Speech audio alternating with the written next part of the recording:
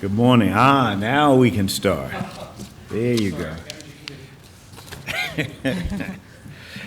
Good to see you. You doing all right? I'm good. Oh, man, I'm doing well. I'm doing well.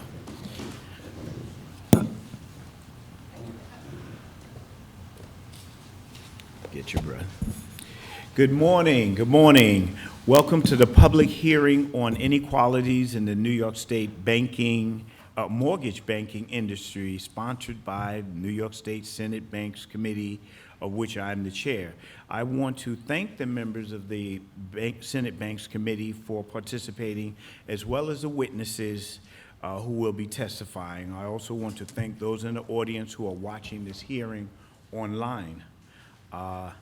And I am Sanders. I'll make a statement after, but I will yield to the ranker, who I'm very grateful is a ranker here, Senator Borrello, and he can not only introduce his fellow members, but he can also make a statement, if he pleases. Thank you, Mr. Chairman. First of all, I'd like to thank you for putting this together today. We have with us Senator Jim Tedisco from the Capital Region here. I guess just to open this up on my side, I think the American dream is absolutely to own a home. And I think we know in communities where people own their own homes, these are communities where people care about everything in the community as well. And I think it's important that we talk about how we can ensure that everybody can achieve that American dream of owning a home. And I think this is an important part of it. The discussion today is an important part of it. So with that, I'll yield back to you, sir. Well, thank you. Senator Tedisco, if you wanted to make a statement, you absolutely can. I just want to welcome everybody. Make sure it's on, sir. Is it on? I don't think so. But your loudness, I'm sure, will. I want to welcome everybody. And thank you for your opportunity to be here for us to hear you on this important issue of equity and equality. And it's an important goal that most of our citizenry have, to have that American dream, and that is a house, a car, those things you need revenue that you may not have available for you. And but it's also important for our industry that provides those loans and those mortgages and the funding for those things to be able to be successful. And we live in a state now, unfortunately, it's a beautiful state. Why would we be number one in out-migration? 101,000 people left the state of New York last year. Any survey you do, any poll you do, talks about affordability, public safety, housing. Well, you don't provide for those if for some reason you have an agenda that has people moving out of the state of New York. I love U-Haul, it's a nice business, but I wish their trucks were empty when they left and they were full when they came back with furniture. So this is a double-edged sword. We have to allow that industry to be successful, do it the right way, be fair, and maybe we have to do something societal to help those constituents who want that American dream have a part of their share of the affordability to make it a success. We had a huge tragedy not too long ago where banks went belly up. It affected the nation. They were giving out mortgages and loans when the individuals who took those loans and mortgages couldn't pay them back. So that's not where we want to go. But we do want to provide opportunity. And that opportunity can only happen if we have a balance of how we regulate, how we mandate, how we allow the banking industry, the credit unions to be affordable in many instances and in many ways. And also know that there are people who are challenged financially. So that's a difficult line to walk. I hope we can walk it as a state. But I know the answer is not to create an atmosphere where people want to pack up and leave. So we need an agenda shift. I don't know if it applies to, how much it applies to your industry, but I think it's a part of it. When you look at that, we're 0.2% of growth when other states are at 4% economic growth in most instances. We have a problem here in the state of New York. So let's hope that we can listen, get some direction, and provide some answers to how we can achieve more equity, more opportunity, and more availability for everybody to get the American dreams that you provide with your assistance. And thank you for being here. Thank you, sir. Well put, as usual. Again, this hearing will explore inequalities in the New York State mortgage banking industry. These inequalities have negative impacts on people of color, women, and lower-income consumers in obtaining access to mortgage loans. Through understanding this problem, we will be in a better position to provide solutions. New York State Attorney General Letitia James released a report in October 2023 describing racial disparities in home ownership and access to home financing and a racial gap in home ownership rates across the state. White households own their homes at almost twice the rate of households of color. Impressive. We have representatives from the office of the New York State Attorney General who I suspect will go into more detail about the report. However, I do want to highlight one of the points that the report makes. The report favorably stated that the New York Public Banking Act, the Sanders bill, I should add, a bill to create a regulatory framework for cities, towns, and regions to establish public banks would help expand access to affordable financial services in underserved communities. The state of North Dakota has proved a state public bank can be effective, and now the state of California is allowing cities to form public banks. The cities of Los Angeles, San Francisco, San Diego, and others are in the process of doing so. The state of New York would greatly benefit if the state and various cities, such as the city of New York, form public banks. In December 2023, a CNN analysis found that the Navy Federal Credit Union, which lends to military service members and veterans, approved more than 75% of the white borrowers who apply for a new conventional home purchase mortgage in 2022, according to the most recent data. But less than 50% of the black borrowers who apply for the same type of loans were approved. There is clearly an ongoing problem with minorities having access to mortgage loans. This public hearing will address this issue and explore solutions for this problem. I would just add to that every study that we have seen everywhere has said that this problem is widespread, not simply a question of New York, the question of every state that we find ourselves in, and does not seem to be going away. We should speak of what we can do to dampen it, how we can turn this around, how we can create what I believe everybody in this room wants, equality of opportunity, equality of opportunity, the same starting place. What you can do after that, God bless you, but equality of opportunity.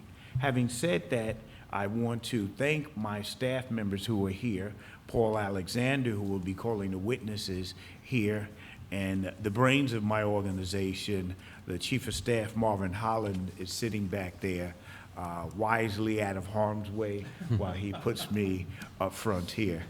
And that's why he's the chief. Having said that, Mr. Alexander, would you be kind enough to explain this panel? Yeah, the first witnesses. A little louder, sir. Yeah, the first panel is Max Dubin, who's a special counsel to the superintendent for the New York State Department of Financial Services. And after Mr. Dubin is Sandra Park, the chief of the Civil Rights Bureau, and Christopher D'Angelo, the chief deputy attorney general for economic justice, both with the office of Attorney General Letitia James. Mr. Dubin, good to see you. Oh, is this on? You speak loud and we'll see. Okay, is this on? There we go. Very. Thank you, Chair Sanders, Ranking Member Borrello, and all of the distinguished members of the Senate Banking Committee. Thank you for inviting the Department of Financial Services to testify at this hearing examining inequalities in the New York mortgage banking industry. My name is Max Dubin, and I'm special counsel to the superintendent, and I'm proud to represent the department today. DFS regulates approximately 3,000 banking, insurance, virtual currency, and other financial institutions with assets totaling more than $9 trillion. This includes over 1,200 depository and non-depository financial service providers and nearly 1,800 insurance companies. DFS provides nearly $1 billion to the state and New Yorkers every year through restitution to consumers and healthcare providers, through penalties paid to the State General Fund, and through DFS assessment revenue that's reappropriated to other state programs. The department's operating expenses are assessed upon our regulated entities and are no cost to New York taxpayers. I appreciate the opportunity to discuss such an important topic. Equity is one of the agency's guiding values. We consider all policy decisions through the lens of building a more equitable financial system that protects and empowers all New Yorkers, including those who are historically underserved and from marginalized communities. Under Superintendent Harris's leadership, the department has taken action to make New York's financial system more accessible and equitable. We adopted regulations to create fair check cashing fees that better serve New Yorkers who rely on those services. We issued guidance to stop discriminatory practices that directed less favorable versions of life insurance products to low-income and minority consumers. We required health insurers to cover prescription medication for abortion to reduce reproductive health inequities. We prioritized increasing access to affordable banking services for underserved communities, including approving 4 new banking development districts and facilitating 23 of our banks to start offering low-cost bank-on accounts. Because of these efforts, banking services are more available and accessible in New York than ever before. And just last month, the legislature and the governor enacted laws eliminating cost sharing for insulin. You also prohibited insurance discrimination against Section 8 voucher recipients and affordable housing providers. And DFS was very proud to work on those initiatives. DFS uses a number of tools to root out discrimination in lending and improve access to credit for all New Yorkers. Our Consumer Examination Unit ensures that regulated banking institutions abide by the state's Consumer Protection, Fair Lending, and Community Reinvestment Act. The unit also reevaluates regulated institutions, branching, investment, and merger applications for their performance in meeting their community development goals. We conduct 2 different kinds of examinations into potential discrimination in lending practices on a regular and ongoing basis. The first is ensuring compliance with the state and federal Community Reinvestment Act. And the second is examinations to ensure compliance with state and federal fair lending laws. New York's Community Reinvestment Act was passed in 1978 in response to historical redlining. New York and the federal CRA laws encourage banks to help meet the credit needs of their entire communities, especially low and moderate income borrowers, in a safe and sound manner. The laws require that banking institutions lend to and invest in the communities where they're located, and that they lend to all people at all income levels. DFS conducts regular CRA examinations of all state-chartered and foreign-registered banks in New York. The reports, which include a rating of the institution's CRA compliance, are publicly available on our website. And the rating impacts what types of business transactions they can be approved to engage in. In our fair lending examinations, the department examines for compliance with state and federal fair lending laws, including the Equal Credit Opportunity Act, the Fair Housing Act, and the New York Human Rights Law. In these examinations, we look at whether banks and other lenders have appropriate policies in place to prevent discrimination. We also examine the loans that institutions make and applications that they deny for evidence of bias or disproportionate impact of their underwriting on members of protected classes. In order to get a holistic view across the state and strengthen our ongoing efforts to combat discrimination in lending, staff from across the department have been working to investigate redlining practices industry-wide and taken action to address our findings. These investigations have resulted in the issuance of 3 reports since 2021, analyzing mortgage lending patterns across New York. At an aggregate level, the report found continued racial disparities in mortgage lending patterns in every region we evaluated. For example, in Nassau County, where the population is 42% non-white, on average, lenders made 35% of their loans to borrowers identifying as people of color. And in Rochester, where 24% of the population is non-white, on average, 11% of their loans were to borrowers identifying as people of color, less than half of what would be expected based solely on population. Similar results were found in Suffolk County, Syracuse, and Buffalo.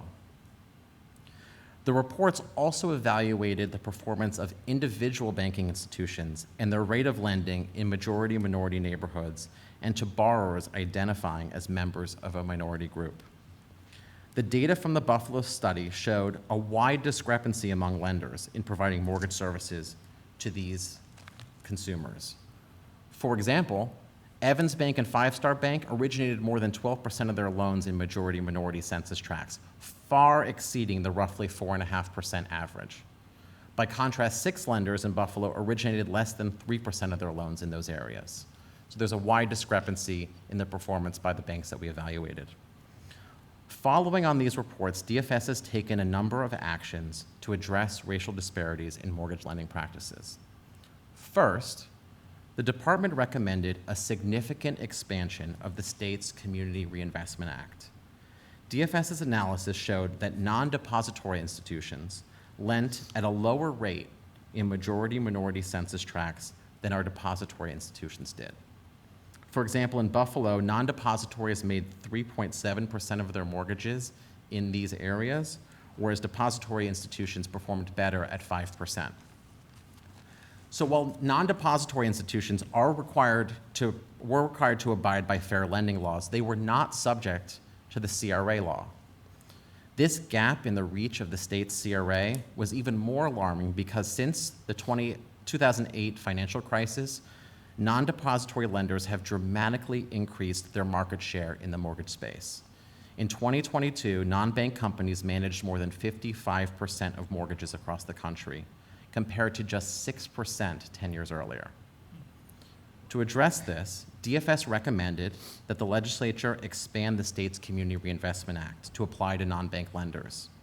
And in 2021, the legislature acted, passing a historic new law focused on ensuring non-depository mortgage lenders served their whole communities, which Governor Hochul signed into law. Second, through these statewide redlining reviews, DFS has negotiated a number of consent orders to address problematic practices identified at specific lenders. These agreements included a number of commitments.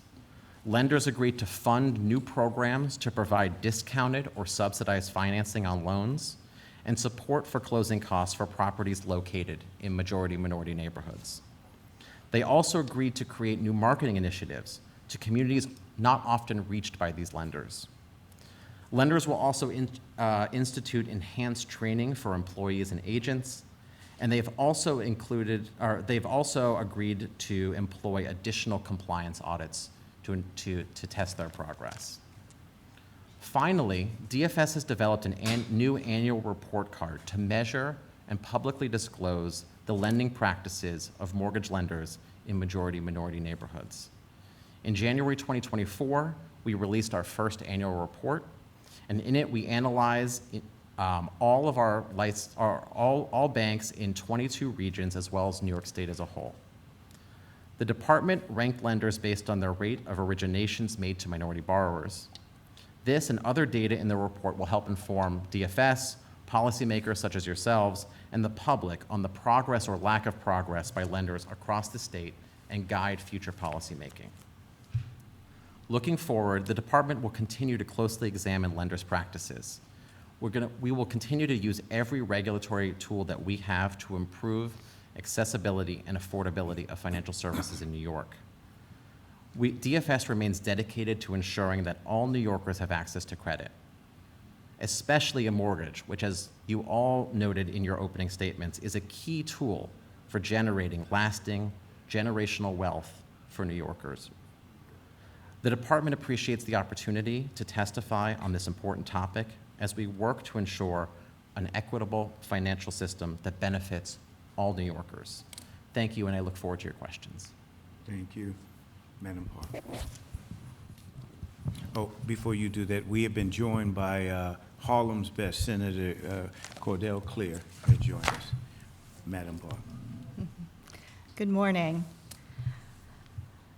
Thank you, Chair Sanders, Ranking Member Borrello, as well as other committee members for the opportunity Pull it to a speak little today. closer. Yep.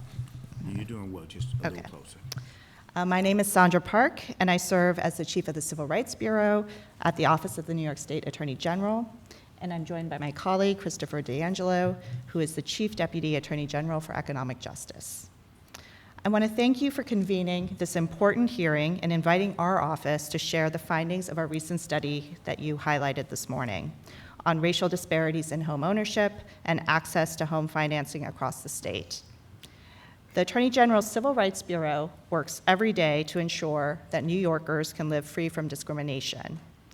And our office's Economic Justice Division is charged with protecting New York consumers, investors, and others from fraud and abuse while ensuring fairness and competition in the marketplace. Promoting equal pathways to home ownership advances wealth building and fairness in all of our communities and is a goal of both of our teams and of the Attorney General more broadly. At the outset, I want to note that Attorney General James and the rest of our office continue to appreciate the strong and constructive relationship between our office and the legislature. As with other issues we've worked on together, we offer our time and our relevant expertise so we may assist this committee in its legislative objectives.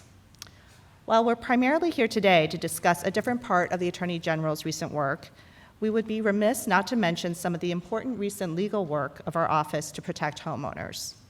For example, our office secured a settlement of up to $17 million in mortgage loan forgiveness for New Yorkers who were subjected to unfair loan modifications. We secured multiple settlements against real estate brokerages on Long Island for engaging in discriminatory practices that violated state and federal fair housing laws. And most recently, last October, our office resolved a multi-state investigation involving the unauthorized withdrawal of millions of dollars from the accounts of nearly 27,000 New York mortgage holders. And with the partnership of this legislature, we have made combating deed theft a central focus of our office. Last year and this year, the legislature passed legislation and allocated funding that enhanced our ability to combat deed theft, and we thank you for that. Turning to the main focus of our testimony, the report, in October, our office published a report entitled Racial Disparities in Home Ownership: How Lending Practices Have Prevented New Yorkers of Color from Purchasing Homes and Deepened Wealth Inequality. Today, white households in New York are more than twice as likely to own their homes as compared to Black or Latino households. Our analysis of data for home purchasing and refinancing from the years 2018 to 2021 found racial disparities at every phase of the lending process. That includes at the submission of loan applications for home purchases, in the likelihood of these applications being approved or denied, in the pricing and costs of the loan products, and in the submission and success rate of refinancing applications. As noted, these disparities are not new. They are persistent and systemic disparities caused by a legacy of discriminatory policies and practices that now call for broad, multi-pronged solutions. I'm going to provide a snapshot of the report's findings and then share our recommendations on addressing these disparities through broad-based policy solutions. So the first finding of the report is that present-day disparities are statewide. Decades of discrimination in housing has yielded staggering disparities, both among households of different races and neighborhoods of different races. Among white households in New York, 67% own their homes, compared to only 34% of households of color, according to the Census's American Community Survey. These disparities are larger in New York as compared to the rest of the country. Our report found patterns of lower home ownership for households of color in every metropolitan statistical area in the state. highlighting that while the disparities in some MSAs are more stark, the problem is pervasive and structural statewide. The second finding of the report is that there's a problem in the pipeline in terms of mortgage applications. At the application phase, our analysis found that statewide, lenders received fewer applications from Black and Latino applicants than their proportion of the state population, with 7.6% of purchase applications from Black applicants and 9.5% from Latino applicants. This is approximately half of each group's representation in the overall population. These disparities can signal structural problems in the lending market, such as the failure of lenders to foster relationships in communities of color. One example of this lies in how banks have chosen to establish physical locations. Our report examined a pattern in Rochester, where bank branches are almost exclusively located in majority white neighborhoods, thus requiring additional travel time for residents in neighborhoods of color. We note that Rochester's pattern is not unique, and similar distributions were observed across the state. Our third finding is that more applicants of color are denied credit for home purchases. Looking at data from 2018 to 2021, our report found that New Yorkers of color were denied home purchase loans more frequently than white applicants. We saw that applicants of color were denied, with Black applicants being denied 23% of the time, Latino applicants denied 20% of the time, and non-Hispanic white applicants being denied relatively at only 14% of the time. Moreover, when grouped by credit scores, we observed that the disparity actually increases at higher credit scores, where denial rates for Black and Latino applicants are often nearly double that of white applicants. These application rejection rate disparities persist even after controlling for factors beyond credit score, such as year of application, loan amount, debt-to-income ratio, loan-to-value ratio, and applicant income. On average, applicants of color have a 38% higher probability of being denied a loan than white borrowers. Our report also found that these disparities are present across all 14 of New York's metropolitan statistical areas, with the largest disparities in Buffalo, Glen Falls, and Rochester. Our fourth finding is that non-white prospective home buyers face higher costs than their white counterparts. Our report found that non-white New Yorkers face disparities in the cost of credit, with higher interest rates, costs, and fees than their white counterparts. We looked at HMDA data from 2018 to 2021 and found that on average across all loan types, first, that all borrowers of color pay higher costs and fees than white borrowers, and two, that Black and Latino borrowers hold loans with higher interest rates than do white and Asian borrowers. These disparities in costs and fees are most extreme for Federal Housing Administration loans, which often come with steeper interest rates than conventional loans and require borrowers to purchase additional private mortgage insurance. Our analysis further found that these differences are not explained by credit score, since in every credit score range, the data showed that white loan applicants were paying less in costs and fees. In addition to higher costs and fees, Black and Latino borrowers pay more in interest. We calculated the impact of these higher interest rates along with other loan costs on Black and Latino borrowers compared to white and Asian borrowers for a 30-year fixed-rate conventional mortgage, and those mortgages originating between 2018 and 2021. We found that Black and Latino borrowers could expect nearly $170 million in additional interest payments and $37 million in costs and fees over the course of their loans. Our fifth finding is that there are failures to serve neighborhoods of color. We found that racial disparities in individual borrowing are reflected more broadly when examining neighborhoods of color. Statewide, we found the lowest home ownership rates in Latino, Black, and other neighborhoods of color, and that predominantly white neighborhoods have 3 times the home ownership rate of Latino neighborhoods. We also found a statewide pattern of fewer home purchase applications made from neighborhoods of color as compared to predominantly white neighborhoods, and a higher denial rates for applicants from neighborhoods of color in each MSA in the state. Our sixth finding relates to inequality and refinancing. With refinancing, we found that homeowners in neighborhoods of color are less likely to seek refinancing of their mortgage terms and are denied more often than homeowners from majority white neighborhoods. We found that if the same percentage of homeowners in neighborhoods of color had applied for refinancing as homeowners in white neighborhoods, approximately 16,000 more households in neighborhoods of color would have applied for refinancing in the years 2020 and 2021. If the same proportion of homeowners in neighborhoods of color had refinanced as in the white neighborhoods, homeowners in neighborhoods of color could have saved a collective $44 million annually. As to the probability of successfully refinancing, we saw that homeowners in neighborhoods of color were denied more often than were homeowners from majority white neighborhoods. For example, in Syracuse, an application for refinancing in a neighborhood of color was 97% more likely to be rejected than an application from a majority white neighborhood. In Buffalo, an application from a neighborhood of color was 79% more likely to be rejected, and in Albany, 83% more likely. In Rochester, 64% more likely. I'm going to turn to our recommendations, and we're happy to answer further questions about these. The racial inequalities identified in our report result from decades of policies and myriad institutional decisions over that time. Some of the recommendations that we're going to highlight here include, first, expanding New York's UDAP law to protect against unfair and abusive practices. New York currently has one of the weakest general consumer protection laws in the country, and we strongly recommend passing the Consumer and Small Business Protection Act, as 795A7138. With doing that, New York would join the 42 other states who provide robust protections against unfair and abusive business practices. Second, we recommend strengthening the New York State Human Rights Law.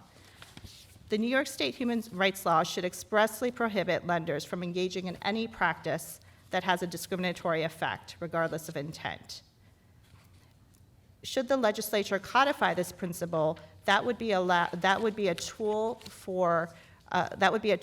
to challenge discriminatory policies or practices that have led to the situation we see today with home financing.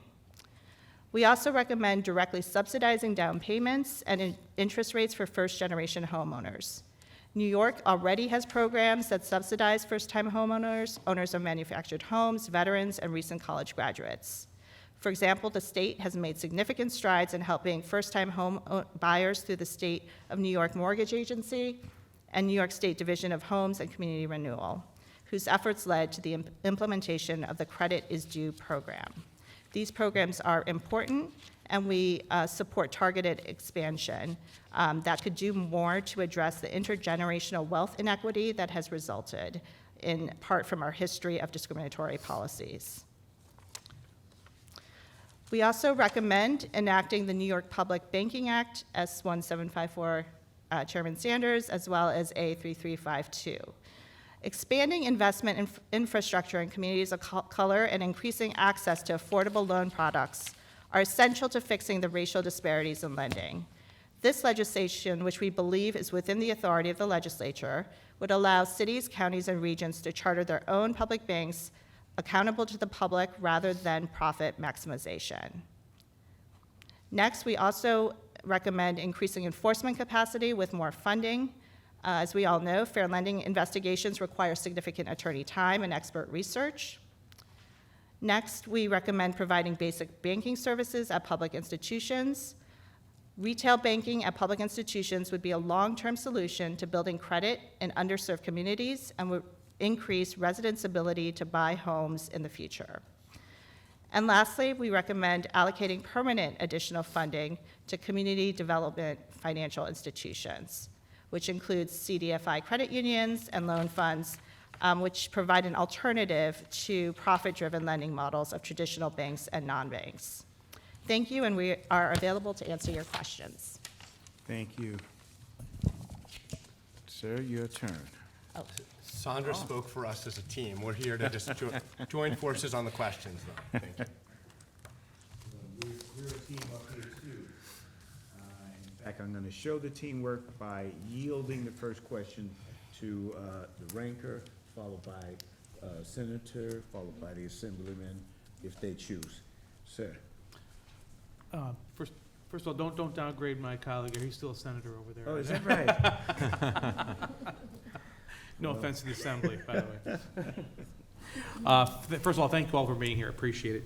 Mr. Dublin, you had brought up, first of all, I think both of your testimonies, were very interesting and certainly shared a lot of data that I was not aware of. But you specifically mentioned that your comparison was based on, for example, in populations like the city of Buffalo, city of Rochester. I think you said the city of Rochester is 24%, I'm assuming, Black and Latino, but yet the lending is only 11%. That's, if I'm quoting you correctly. That's correct. All right. So how do we know that the applications were 24%? I mean, how do you know that, you say 11% approval rate, but how do we actually know that there's an even distribution based on, race of those applications to begin with? Absolutely, Senator, and a fair question. By the way, there's no light bulb, so I can't tell if my microphone's on, so just let me know. Anybody listening Okay. up there in the? I think so. Okay, great. Absolutely. The reports that we engaged in to take a holistic view of the state of lending looked at a number of data factors to get a picture of lending in different regions around the state. But the issue that you're talking about, which is actually looking and trying to ascertain whether there's discrimination happening or there are other factors like what does the application look like, who was applying, et cetera, is the work that our examiners do on an institution by institution basis during their regular examinations. Because you're right, taking these sort of high level data points help to paint a picture, and you can see, if you map on where lending's happening now versus redlining maps that were developed in the 1930s, they map up pretty, they line up pretty well.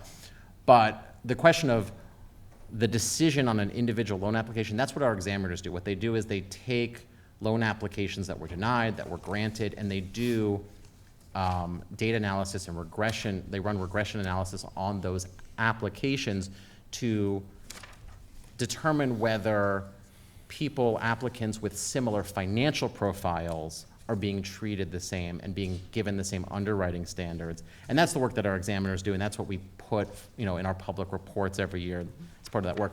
The idea of these reports is to give a picture of where things are generally, so we understand that despite efforts to improve, that there's still a lack of access. And I appreciate that, and I know Yeah. that, redlining is, we all know this is bad, should not be taking place, but we're talking about making determinations that could have, big impacts based on the actions that could be taken by this legislature. So when you say, 24% Black and Latino population, but only 11% lending, my question is, how do you know the demographic breakdown? I don't think I got the answer to the question. How do you actually know the demographic breakdown that to prove that there's an actual disparity there? That's Both it's of a our data gathering question. Of course. So both of our agencies use HUMD data, which is there's a federal law that requires for every mortgage loan application for certain data to be collected by the applicant and made available to the public, to regulators. So we are both using the same set of data that's available from every institution, which includes race, ethnicity, and other demographic factors. Right, I understand and that you have other the data. tests. My question is, are there 24% of applications that are Black and Latino versus the 11% that are approved? I don't believe so, Senator. I mean, we can provide that important data, and distinction. there's additional data. The idea was to provide a basic idea of where lending is actually Okay. happening, Well, but we have that Yeah, information but for I you. mean, let's be clear. If we're going to accuse the industry of essentially racism, let's ensure that we have data that proves that. And you've done deep dives. Sure. I'm just saying, on the surface, we have to ensure that, we're saying that there's, that 24% versus 11%, is that actually discrimination, or is there a difference in the number of applications, the percentage of applications? I don't think we have an answer to that question. Perhaps Mr. Absolutely. D'Angelo I can give actually think our report does speak to that actually specifically. And if you look at our report in detail, I'll refer you to pages 30 and 31 of the report if you want to take a look at it after after we're done here. But we actually did a breakdown on a loan-by-loan basis, and we can see that the disparities that my colleague from DFS spoke about persist at every stage of the loan process. There are, as I think you were alluding to, disparities in the number of applications, and Yes. that, you know, I think what you're suggesting is maybe those disparities don't go to whether or not there's any sort of ill intent in the way the lending process is. I wouldn't agree with that premise, but let's put that to the side for the moment. Even if you just take the applications that were filed, and let's take, say, Rochester as an example. Rochester, if you were a person of color in Rochester, you're 72% more likely to have your application denied. That's only taking applications, putting aside whether there's a disparity in the percentage of applications coming from communities of color or people of color, which there is. And we think that's a problem that's structural, that's a consequence of structural inequity and racism that's persisted for decades in the country.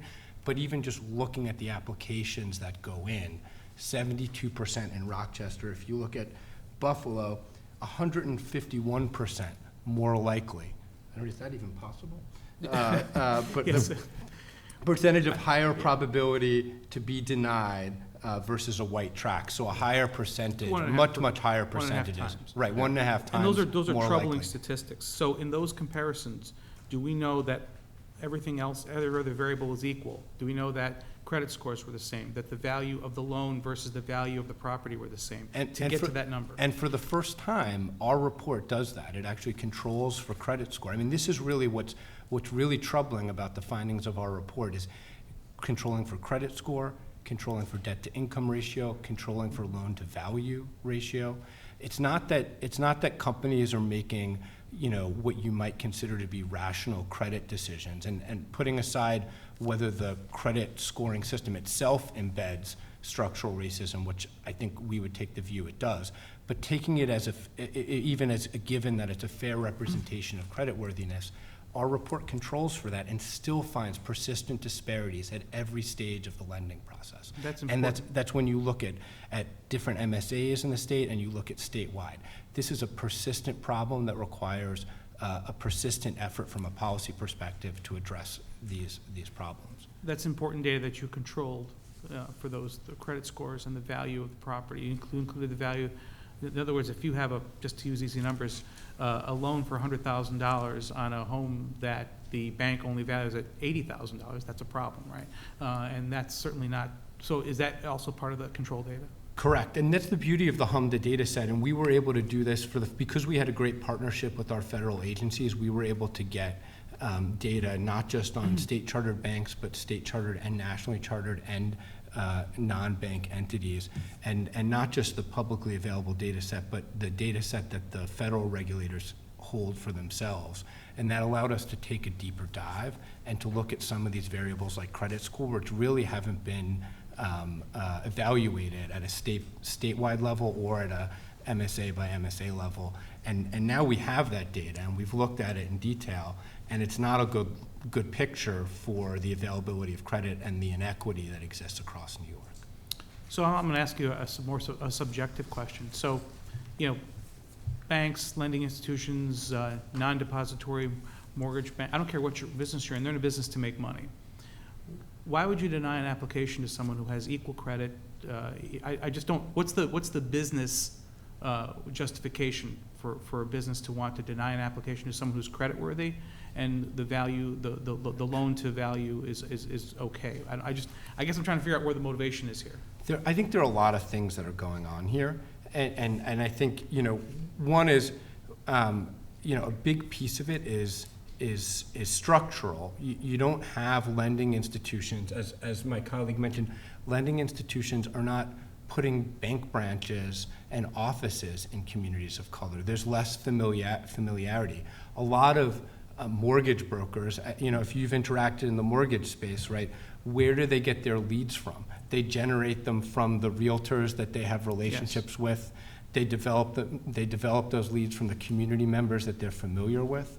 Well, if you only hire mortgage brokers in white neighborhoods, and if you only hire mortgage brokers who work or live in white neighborhoods, who don't have familiarity with the housing stock, their comfort level with interacting with people in some communities is not going to be there. So they're not going to be looking for those leads. They're not going to be getting those leads.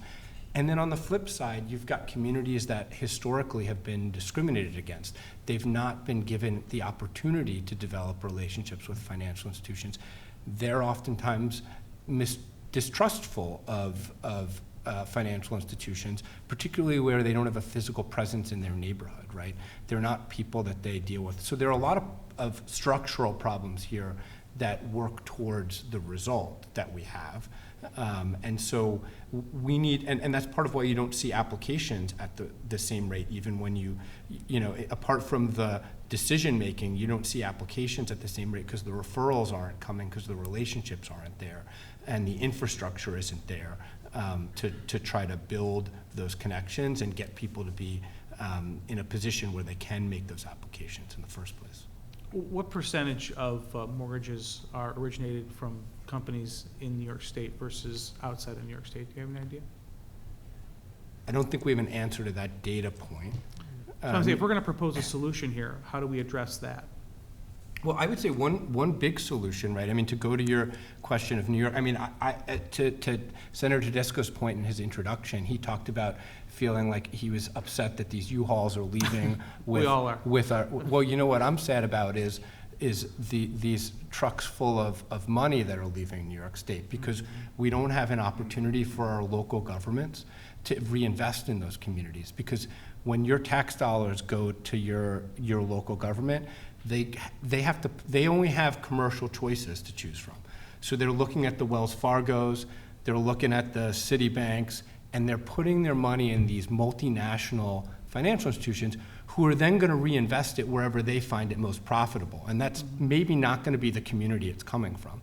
And so one proposal that's on the table is Senator Sanders' proposal to create a public bank option so that local governments could decide to put their money in a public bank and reinvest it in that community, support community development financial institutions, local credit unions, who will then reinvest that money in those communities and help build wealth in those communities, help build small businesses in those communities. That's one solution to the problem, is not send the money to other states. Let's keep it here so that there's... Do you think affordability is because we don't get enough money to local municipalities? 101,000 people left the state. Has nothing... It's not about giving the money to the municipalities. About spending and taxes and... The money is being held in a bank account, right? The question is, when it gets lent out, you know, when it gets intermediated, who's it getting intermediated to? Is it getting intermediated to New Yorkers and New York businesses, or is it getting intermediated to people who live in the communities that we want to grow? And so, yeah, it's not about giving more tax dollars. It's about saying the tax dollars that we are giving to our local governments, are they in a position to put those tax dollars to work for us as opposed to folks across the country? And by the way, North Dakota, which is not some sort of, you know, socialist state, has a national bank for this very reason. A state bank, I should say. So you want New York to get into the banking business? I want New York to give local governments. They haven't done too well getting the unemployment checks back during the pandemic. And Let me wrap up my... You get a shot at it. You gotta get a shot at it. Yeah, and I don't want to hog all the time here, but I just think it's important that, you know, if we're going to identify an issue, and I'm not saying that there is not discrimination, disparity, but I also believe that we have to determine, you know, if we're going to propose a solution, is that solution honestly going to be, is the cure worse than the disease?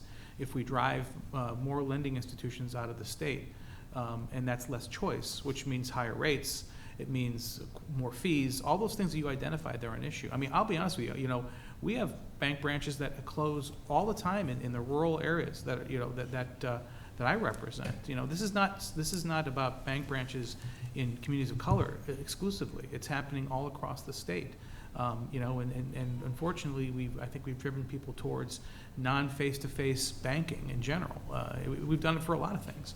So I just don't want, I want to make sure that if we're making accusations that ultimately could, you know, have a severe impact on the ability for people to get choice, because the more competition, the more choice, the better the prices. I mean, that's the case in any industry. And so I just want to make sure if we're heading down this road, that we are very certain that we know where the issue is, why the issue's there, and what the motivation is, and how we're going to fix it. And I want to be clear, we're not making accusations about somebody, this is not about making accusations, and I think if you look at our proposals, they're actually geared towards precisely what you talk about. They're about creating competition and opportunity. And I think part of the reason why large financial institutions, it's not, New York City and large municipalities are not putting their money in, a small community bank, right? These are large multinational banks, okay? So it's not like, to your point. And so the reason they're doing that is because they don't have an alternative. And the reason why those multinational institutions don't feel an obligation to reinvest that money here in New York is because there's no competition. Public banking also creates the fear of competition, right? The possibility that that another financial institution might come in and there'd be an opportunity to reinvest. And that's where that money in those public banks, it wouldn't be directly lending to consumers necessarily, but it would be lending to the local community bank to provide warehouse funding so that they're able to offer more credit to their local communities in a way that makes sense for that locality. That's really all it's doing, is creating that kind of opportunity to keep the money local. The other proposals we have, by the way, and our leading one is to enhance, you have a proposal in front of you now to enhance our consumer protection statute, to make our consumer protection statute not just a deception statute, but a statute that prohibits unfair and abusive practices as well, which, by the way, 42 states in the country already do. Okay, we are the outlier. So That's shocking, actually. It is absolutely, it's outrageously shocking. The federal government in 42 states ban unfair and abusive practices. We're not going to drive banks out of New York because they have to abide by the same expectations that 42 other states abide by, but it will give us the tools and individual consumers the tools to hold institutions accountable for the kinds of abuses that lead to this kind of discrimination. Well, I'll wrap up, because I don't want to hog all the time, but I appreciate the information that you all provided. Thank you. Thank you. Senator Claire.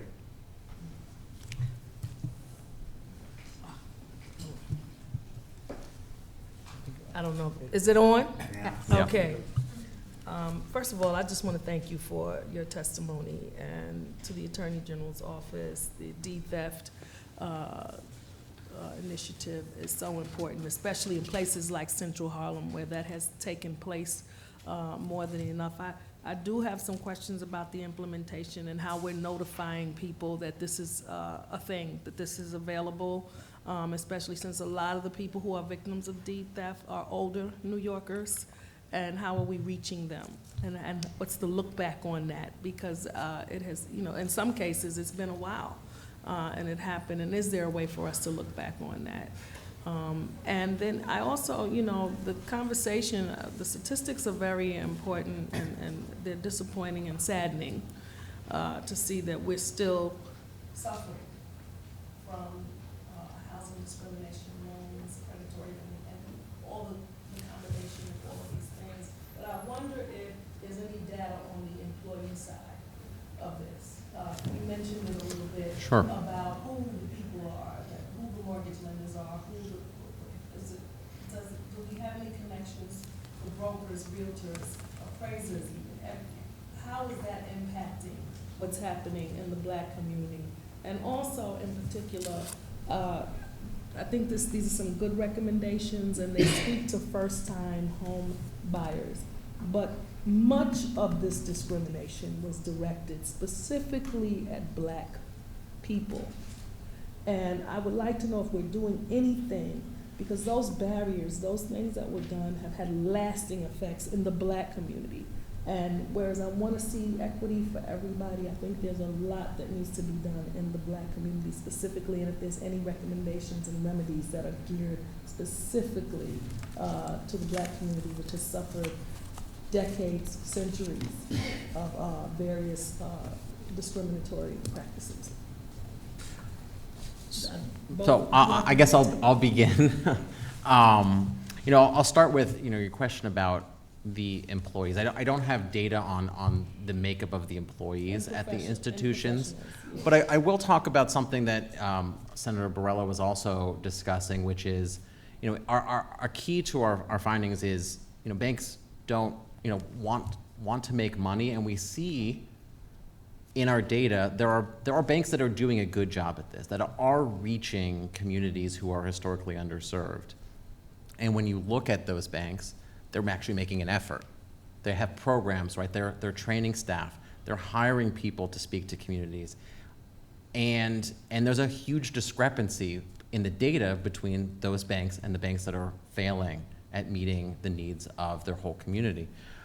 So that's been core to our consent orders that we have been putting in place with entities that are not meeting our standards, which is requiring and establishing investments of both money and time and staff into hiring staff and training staff to reach communities that have been underserved, and to help bring people in, to support closing costs for first-time home buyers, the types of things that we see working at some banks to reach these communities that want credit and are not actually coming in the door, that are not applying, that are not realizing that there are maybe are branches that aren't speaking to them and not bringing them in the door. So that's been a key finding in this work that we are emphasizing throughout, and I think goes to some of the structural issues that the Attorney General's office was talking about. So I can take back to our staff what we know about the actual makeup of some of the staff, and we might have some of that data, but I don't have that available. Staff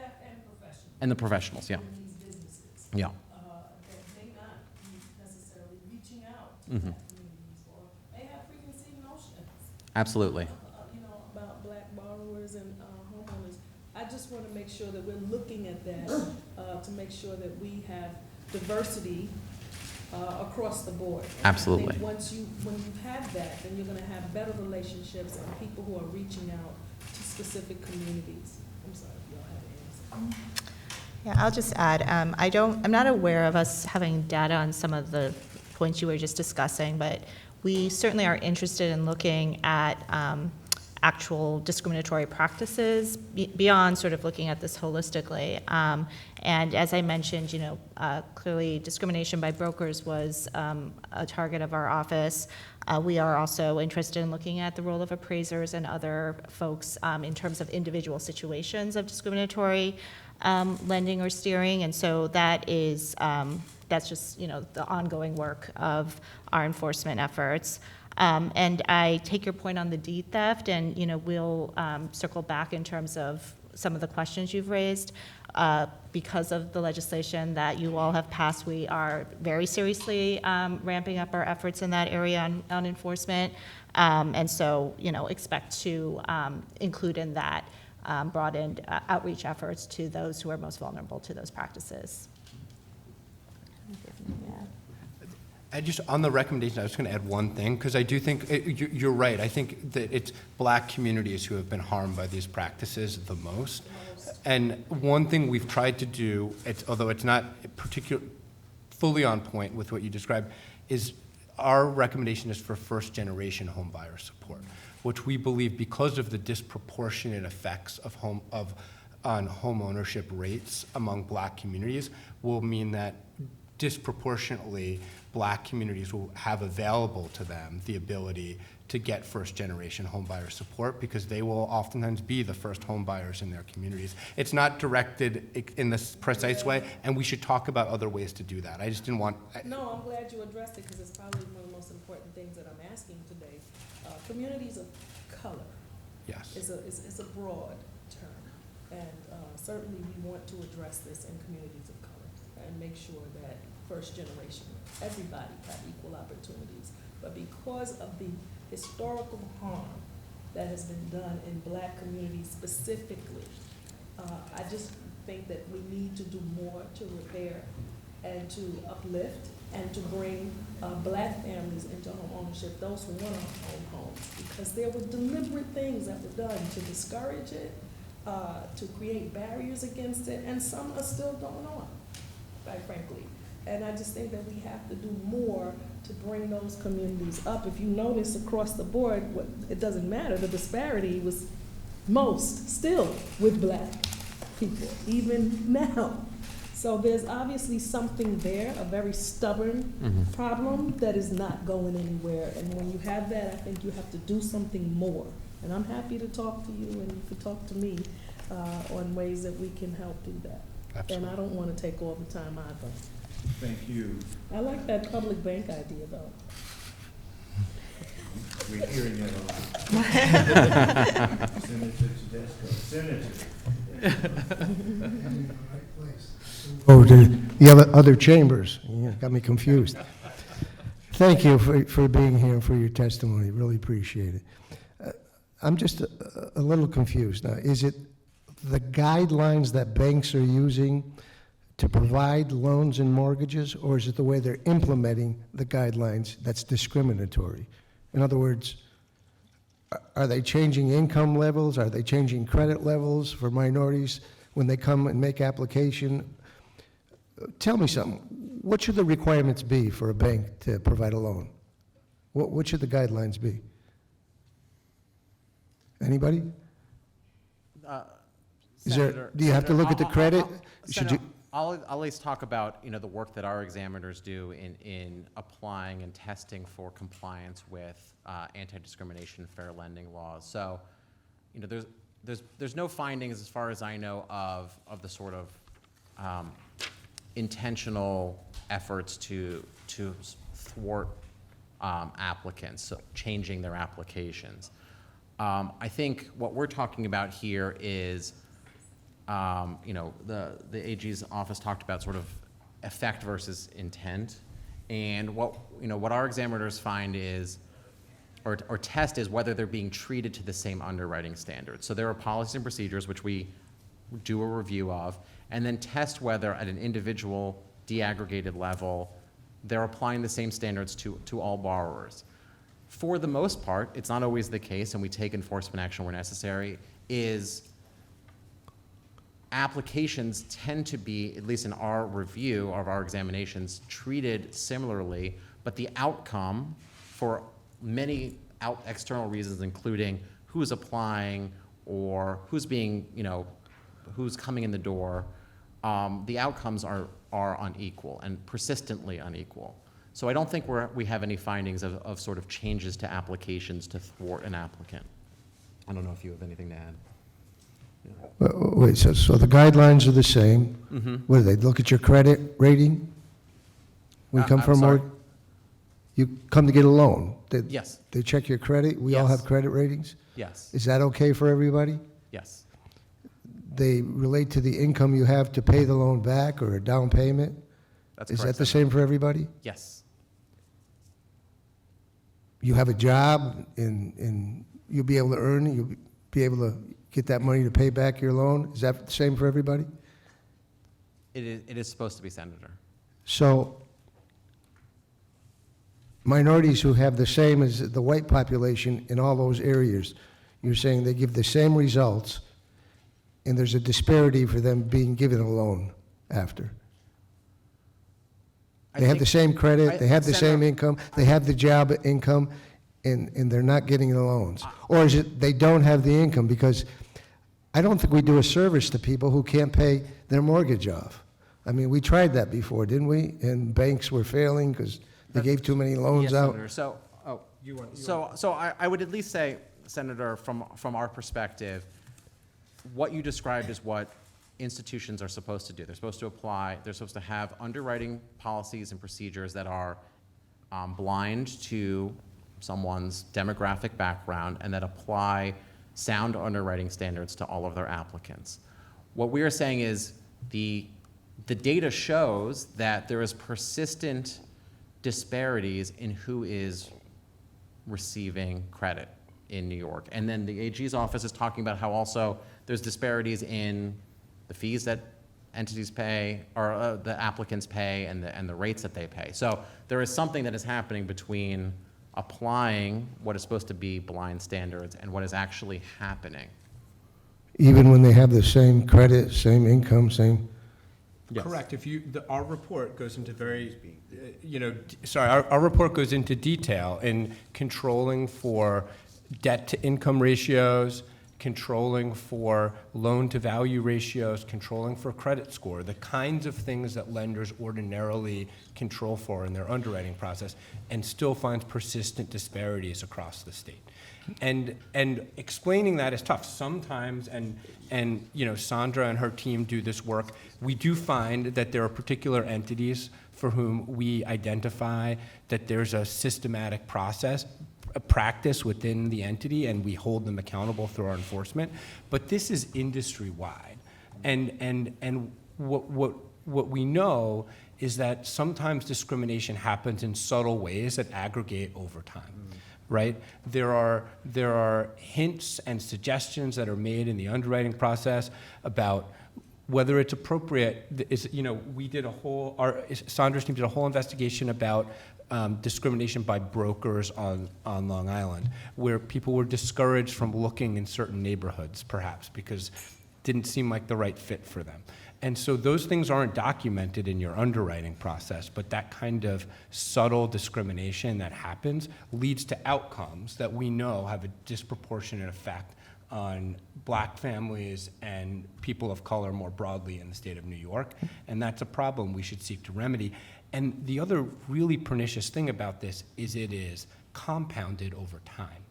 It has resulted in significant disparities in generational wealth over time, which now makes it harder for a black family to go and become that first-generation home buyer because they didn't benefit from the accumulation of wealth that occurred in the 40s, 50s, 60s by so many white families. And by the way, and that's sort of the period when redlining was at its worst, sort of the government-sponsored redlining in this country. And then we now have a period where we had enormous opportunity to lower the cost of credit and home ownership in this country with low interest rates.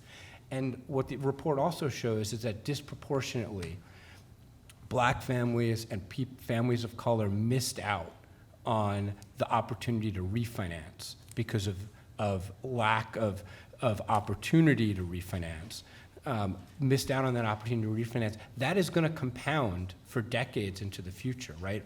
The report says $44 million a year in lost reduction in the price of housing, right? So the amount black families and families of color are spending on housing in New York is $44 million higher than it would have been per year, right, than it would have been had they benefited from the refinancing boom in the same percentage that white families benefited from. So every year now, until rates go down again, right, black families and families of color are going to lose $44 million in generational wealth a year. And there's not a hope to fix that without government intervention to address it. Well, what is that intervention then? How do we solve this? We think, we lay out a series of options for us to do that. We can provide support for first-generation home buyers, right? So people whose families missed out on those home ownership opportunities can get, assistance in their down payment so that it's easier for them to take that step into home ownership. We do it with first-time home buyers already.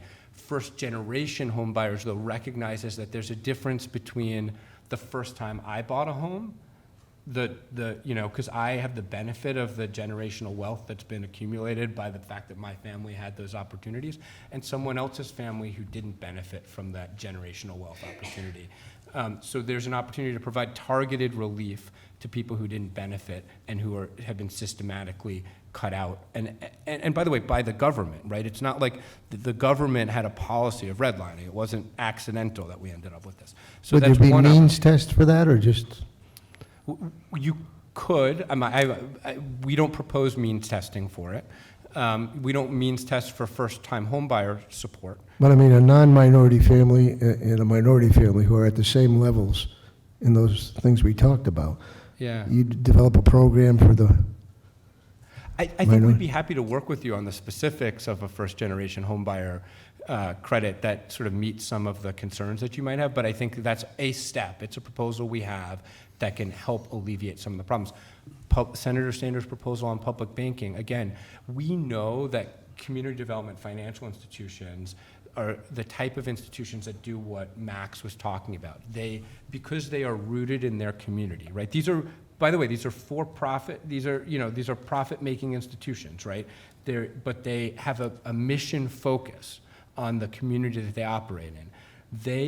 They do the work that Max is talking about in terms of focusing on building those local communities, and public banks can provide warehouse funding for those community development financial institutions operating in their communities, or other types of financial How many states institutions. have public banks? Any? What was that? How many states, do some other states have public? North Dakota is the state that I'm most familiar with that has a public bank. I understand California has recently proposed and I think is now giving local governments the opportunity to create public banks. And it doesn't cost the government anything, by the way. And by the way, the Attorney General's office doesn't often argue for the expansion of DFS's authority, but this is an opportunity to give DFS the opportunity to charter those public banks, and they would be subject to the same sort of regulatory oversight that non-public banks are subject to, right? They'd have to have the same kind of safety and soundness controls. It's just that they would have a mission to focus their investments in their local community instead of sending it to other states. Thank you. I want to give, not Assemblyman Sanders, Senator Sanders. And I appreciate your answers and your clarification on some of these issues. And we got to get to the chairman here, because I he have needs been time. called worse, sir. I've been called worse.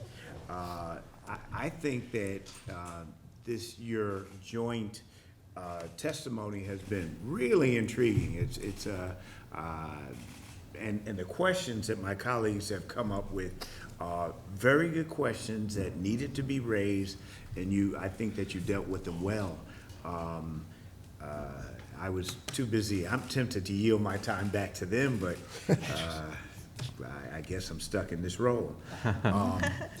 Would you be kind enough, sir, Mr. Dubin, to make sure, Dubin, I stand corrected, would you be kind enough to make sure that all of the copies of the reports that you mentioned that we get, so I can make sure my colleagues have these reports that they can look at? Absolutely, Senator.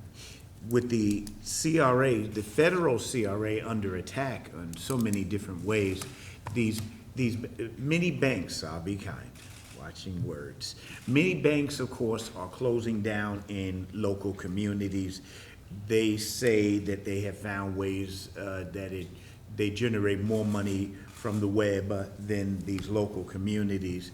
This puts pressure on the Community Reinvestment Act because these banks are now coming up with arguments that, hey, we don't do banking in those communities, or we don't have brick and mortar in those communities, therefore why should we do CRA in those communities? Just a statement, I guess there's no answer. I'm glad that the state, New York State, has a CRA. Would you guys be kind enough to give us a training in the state CRA? Absolutely, Senator. We sure could use this training to know how it differs or how it supplements. I have a very good relationship with DFS that I appreciate, and of course the superintendent has been a leader throughout the nation and indeed throughout the world. We're blessed to have her, especially in this time. I must confess that I really could use DFS being far more assertive. It's not enough to just say of the horrors that behind these statistics are horrors. This is not just dull reading things that when we can't fall asleep at night, we should read this. This is the stuff that should keep all of us, should keep government up at night. It says that the process of this great experiment of America is in danger. Is the opportunity there is not being offered to all.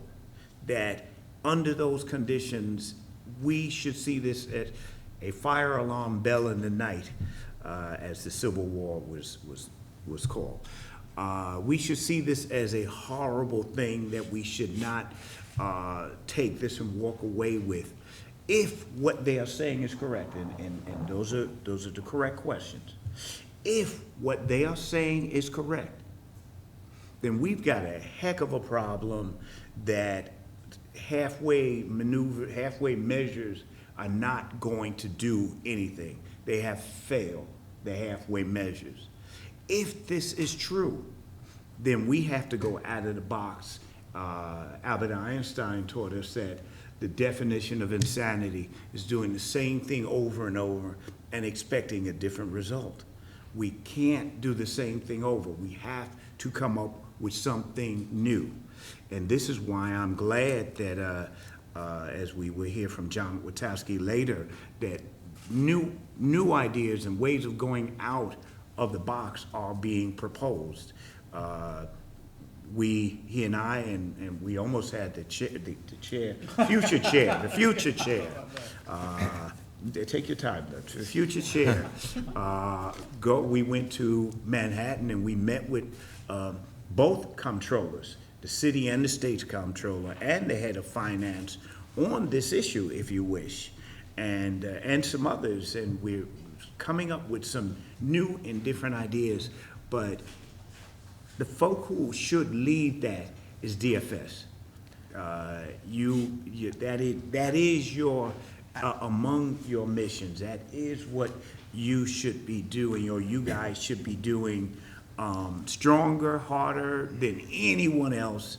And and you need to tell us what you need to be more effective at that. I'll let you respond in a moment. We need some undercover. I did not hear of any of DFS sending undercover folk. One of the most successful ways of really doing this blind test that we all want. A true blind test is to equalize everything and send the same basic person out, or one in white and one in black, but both of them have basically same credit, same this, same that, and to see what happens from that. A blind test. I'm hoping that when you respond that we are doing that, and we will do it a lot more. We should use every tool in our toolbox, and that's one of them. Yes, at the end of it, we're seeing that the black and brown are getting inferior products and paying more for them, and this is just not what we signed up for. This is not the New York that we said we want to make sure. If we want to make sure that New Yorkers don't leave, and we should make sure that there's a fair New York, so that people don't say, well, I can't get any justice in this place. Let me go to another place where I will be judged by the content of my character and not the color of my skin. I want to know, I will be kind to DFS, although I'm being really too kind to DFS. We really need to know the position of DFS on public banks.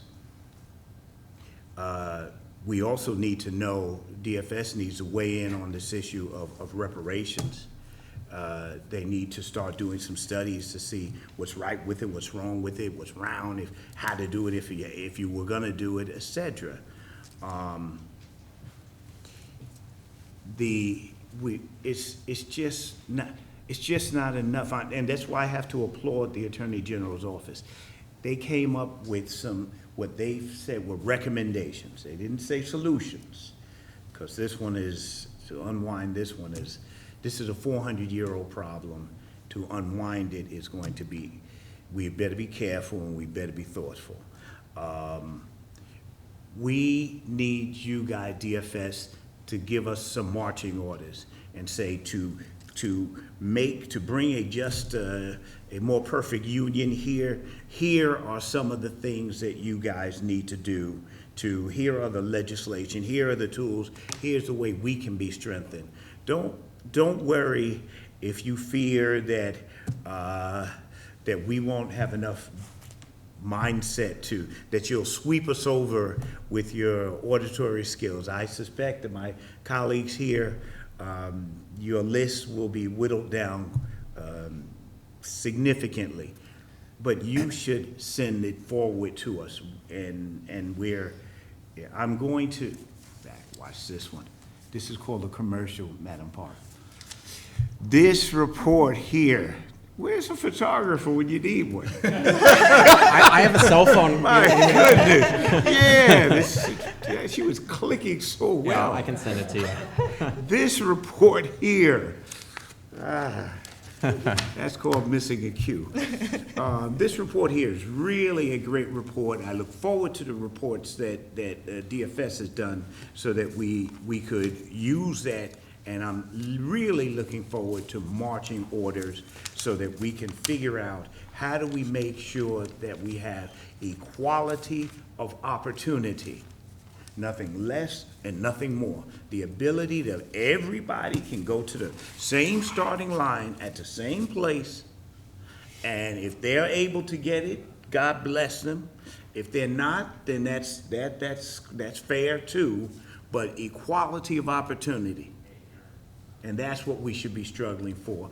Mr. Dubin, you wanted to respond to me earlier. First of all, I appreciate the message that you're sending, and I agree, and I think I speak for superintendent and all of my colleagues who are incredibly dedicated public servants that addressing these issues is the top priority of everyone that I work with. We all take seriously that we have an opportunity as public servants, that we want to make New York a better place to live for all of our fellow New Yorkers. And so we work every day to use every tool that we have to try to address long-standing systemic issues to improve the lives of our fellow New Yorkers. We do everything that we can as a financial regulator to find and remediate practices. We've got a number of consent orders out of this work, which we will share some of that information as well. I'll note that we'll share those reports. They are also attached to my testimony that we submitted, so we can circulate that again. But I will take this back, and we continue to find every way that we can as a financial regulator to address these issues, and we will continue to work with you and appreciate your partnership in addressing these issues. I thank you for that. Is there any final word by this? First, my colleagues, do you have any final questions for this panel? Thank you for being here. Thank you. Okay. Is there any final statement that you want to make? No, just want to thank you again for the opportunity. We're happy to talk further about the report and the recommendations. Great report, great testimony. Thank you very much for being here. Would you be kind enough to call the next panel? Let me also say that my colleagues will come and go. This is we're into the final days of the session here. There are 1 million hearings taking place. I thank my colleagues for taking as much time as they have, but you may see them come and go during the day. Thank you very much. Your next panel, sir? Thank you, Senators. Thank you. And if you brought your name tags and hand them back. Jack Kennard, John Rukowski, and William Allen, would you please come up?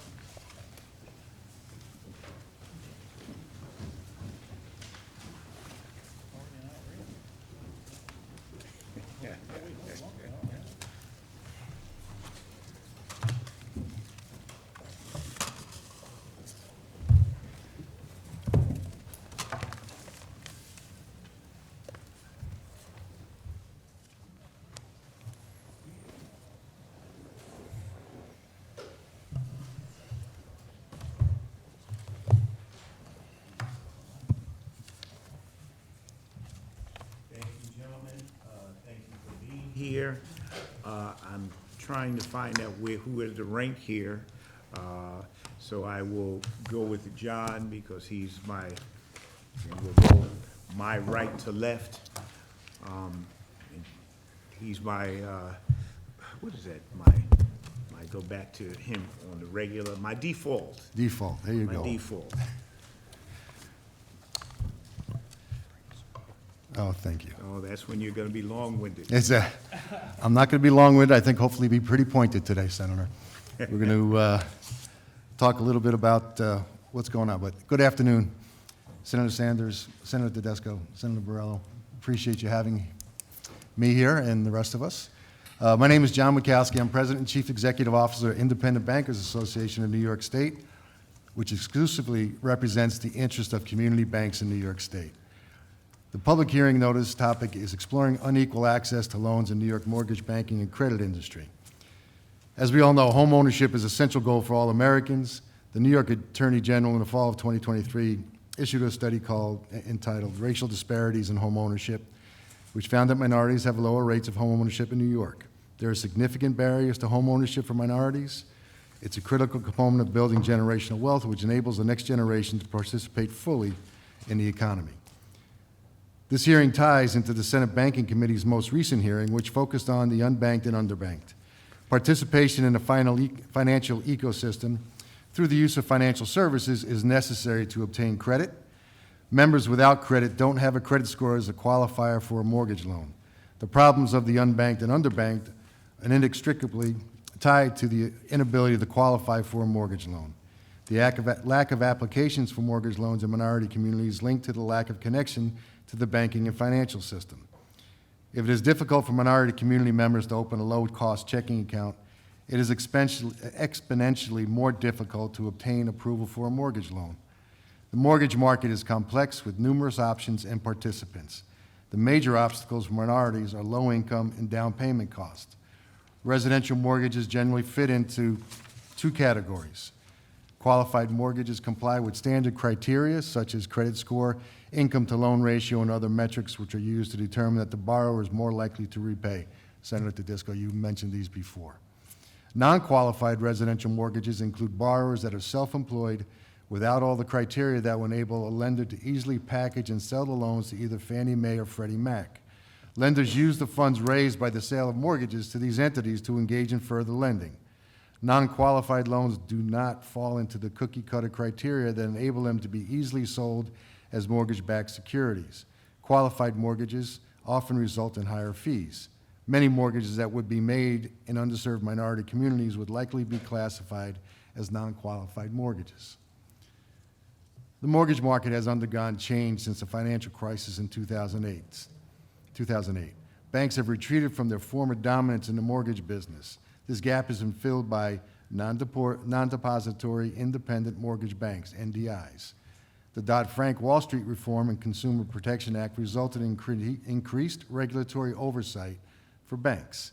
In New York, high-cost home loans and subprime loans are extremely regulated to ensure suitability of the loan to borrower to enable repayment. In addition, in reaction to many of the no-document and inappropriate loans made to borrowers during the financial crisis, foreclosure of residential mortgages contain numerous borrower protections which have resulted in a significant increase in the time necessary to foreclose on a mortgage to obtain the collateral and resulting equity when a borrower defaults on a payment. The foreclosure situation is further compounded by the costs involved to maintain the property during and after the foreclosure process. The increased cost to provide mortgages to customers has resulted in some community banks limiting their mortgage business. Scale and volume have become a necessary part of a successful mortgage business, and this situation contains a certain irony because community banks did not participate in the subprime loan crisis. Their loan foreclosure volume was not increased because community banks continued to appropriately underwrite loans in their communities and did not market outside of their communities. The mortgage market volume in New York State is represented by larger banks, credit unions, or fintechs have nationwide loan platforms. These lenders are primarily focused on qualified loans, which are the most profitable and don't require the attention necessary to make non-qualified mortgages. The best antidote to the lack of mortgage lending in minority communities is to empower MDIs, the minority deposit institutions, located in those communities with the additional tools necessary to help first-generation home buyers to have access to mortgage loans. MDIs know their communities, diverse financial profiles, and can target programs which will enable reasonable repayment and loan terms that will provide ownership and wealth-growing opportunities. MDIs can protect consumer interest with the flexibility to adopt loan products to aid their customers' pursuit of home ownership. The legislature should consider a pilot program for MDIs to enable them to make residential mortgages which are accessible to their customers. The current wealth gap in these communities requires subsidies to make the mortgage loans accessible. Sony Mae should provide mortgage insurance to MDIs for qualifying loans on minority communities for first-generation homebuyers. Mortgage insurance would enable down payments to be lowered so mortgages would be more affordable. In addition, Sony Mae should be authorized to purchase the mortgage loans made by MDIs in minority communities which are for first-generation new homeowners.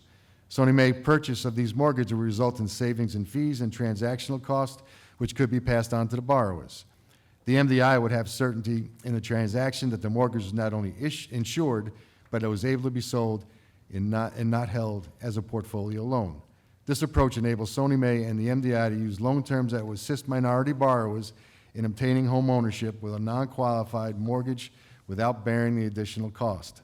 The MDI has a frictionless transaction. If successful, this program will encourage other minority community members to seek home ownership and participation in the financial system. My MDIs will be able to deliver tangible results to the community through home ownership loans, which will validate the benefits of working within the financial system.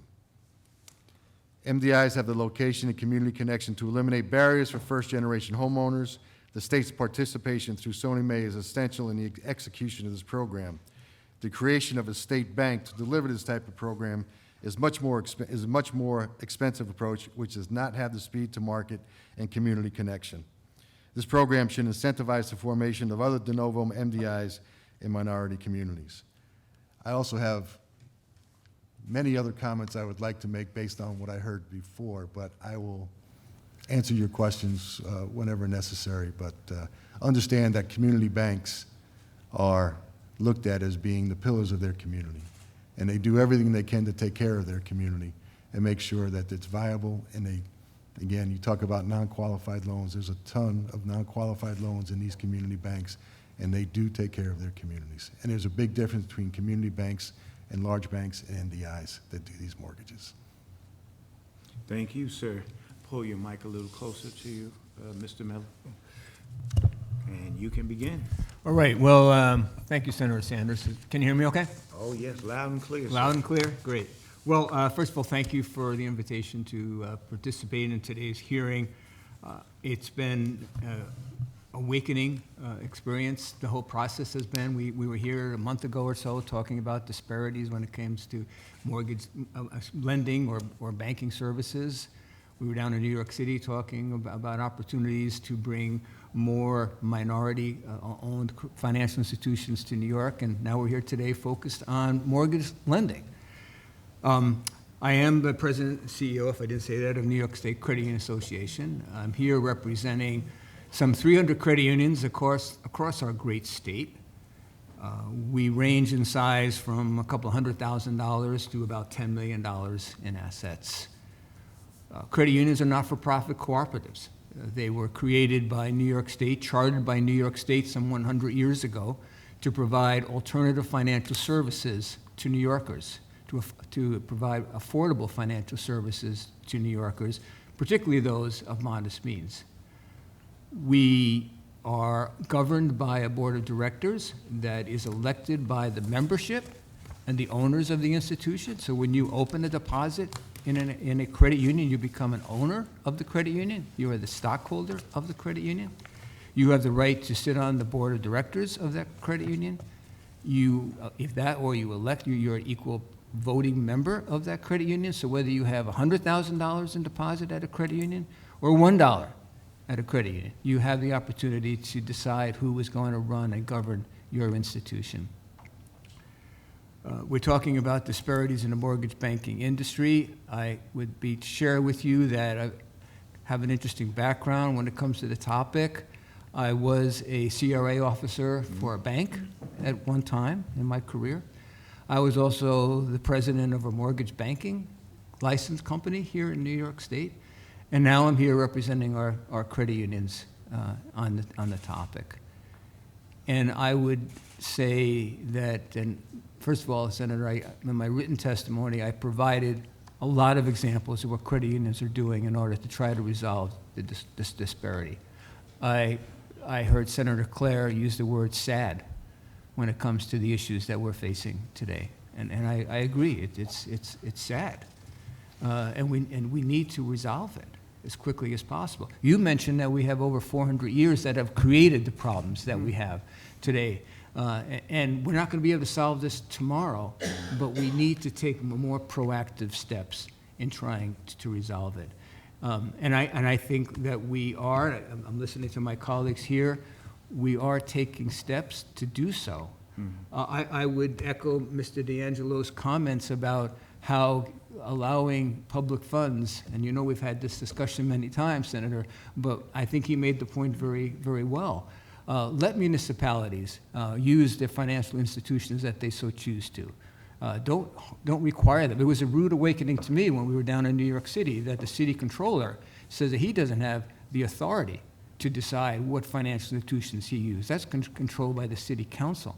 Take the handcuffs off of these individuals and let them use depository institutions that can best help, in that case, the city of New York, or the city of Rochester, or the city of Syracuse, or the city of Albany. I think that this is a small step in the right direction when it comes to empowering not-for-profit cooperatives and doing more to bring more mortgage lendings to people of color.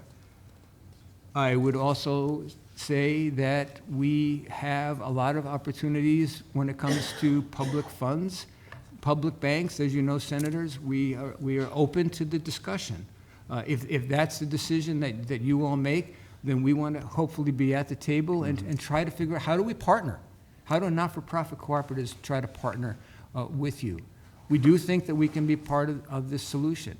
We also talked about the Banking Development District program and how that could be streamlined. And I listened to our friends from the DFS, and I know you have an agenda on this, and I applaud you on it. Let's make that a program that we can more easily get involved with. Credit unions are really working to go through the application process. But it's kind of like, you know, they get all the documents together, and I'm not knocking the DFS, but they get all the documents together, and then they submit them to the DFS, and they think it's all okay, but no, they come back and they need more data, more information. And they get discouraged, Senator, after some point. But we have a number of credit unions that are trying to go through the process right now. I think they'll get there. We had the success down in the Hudson Valley area where one of our credit unions have opened a branch in downtown Poughkeepsie, which is very much in need. It's a banking desert right now, very much in need. And thanks to the Banking Development District, that credit union is making a difference in the lives of people of color and minority and low-income people. I also want to mention that over 50% of our 300 credit unions in New York are now designated as low-income credit unions. Now think about that. Half of our credit unions are owned by individuals that are designated as low income. Many of them are people of color. Many of them are minorities. That's a statement. We talk about that down in New York City. How do we bring more minorities into the ownership of a financial institution? Credit unions are doing it. We're doing it today. We have a growing number of CDFIs in credit unions that are looking to capture some of the funds available, grants that they can do a better job in serving their constituents, their communities. We have a growing number of MDIs in our credit union community as well. So, but I agree, we all recognize the problems that we face. I think we need to collectively work together. I would suggest, senators, to take a look at the not-for-profit side of the world, whether it comes to community institutions or financial institutions. We can partner with you, and we can move this forward. And we welcome the opportunity. Thank you. Thank you. Last but never least, sir. Thank you. It's a pleasure to be here. My name is Jeff Pinard. I'm the president of the New York Mortgage Bankers Association. I'm a 30-year mortgage banking veteran who's held roles as varied as processing loans to owning a mortgage company. New York MBA members are predominantly independent mortgage bankers. We're the for-profit folks. Our mission is to promote a fair and ethical business practices in the mortgage space, to advocate for laws and regulations that have a positive impact in the real estate financing marketplace. Our focus is to be the voice of the mortgage industry in New York State when it comes to crafting legislation. We also assist our members with a number of tools that allow us to deliver a fair, sustainable, and responsible real estate finance marketplace. Some of the tools that we give them are monthly educational series. We call them Affordable Fridays, where speakers from places like Sunny Mae, Habitat for Humanity, Freddie Mac, they come in and they share their information on the products that serve the low to moderate income borrowers. We also coordinate a statewide Build Day with Habitat for Humanity. This year we'll be doing it on Jimmy Carter's 100th birthday in the fall this year. Independent mortgage bankers have been serving low to moderate income borrowers for over 100 years. When the national lenders pulled back from the mortgage market after 2008, the independent mortgage bankers stepped up to service the nation's consumers and now command 66% of the mortgage market. We do the lending on the products that serve the low to moderate income borrowers. Independent mortgage bankers originate 89% of all FHA loans, 83% of all VA loans, and 73% of all rural housing loans. We are the only business model that requires our loan officers to be both tested and licensed, as opposed to many of the banks just require them to be registered with the NMLS. Our organization celebrates its 10th anniversary this September. We have accomplished much, but when we read things like the AG's report, we know there's much more work to be done.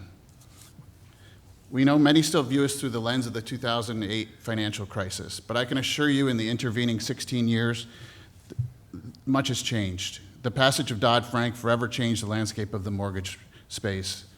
The mortgage banking industry has demonstrated it can be a good corporate citizen. During the pandemic, we partnered with federal government to come up with solutions that helped 8.2 million people enter forbearance, 4 million of which were in the first 6 weeks. That number is now down to 100,000.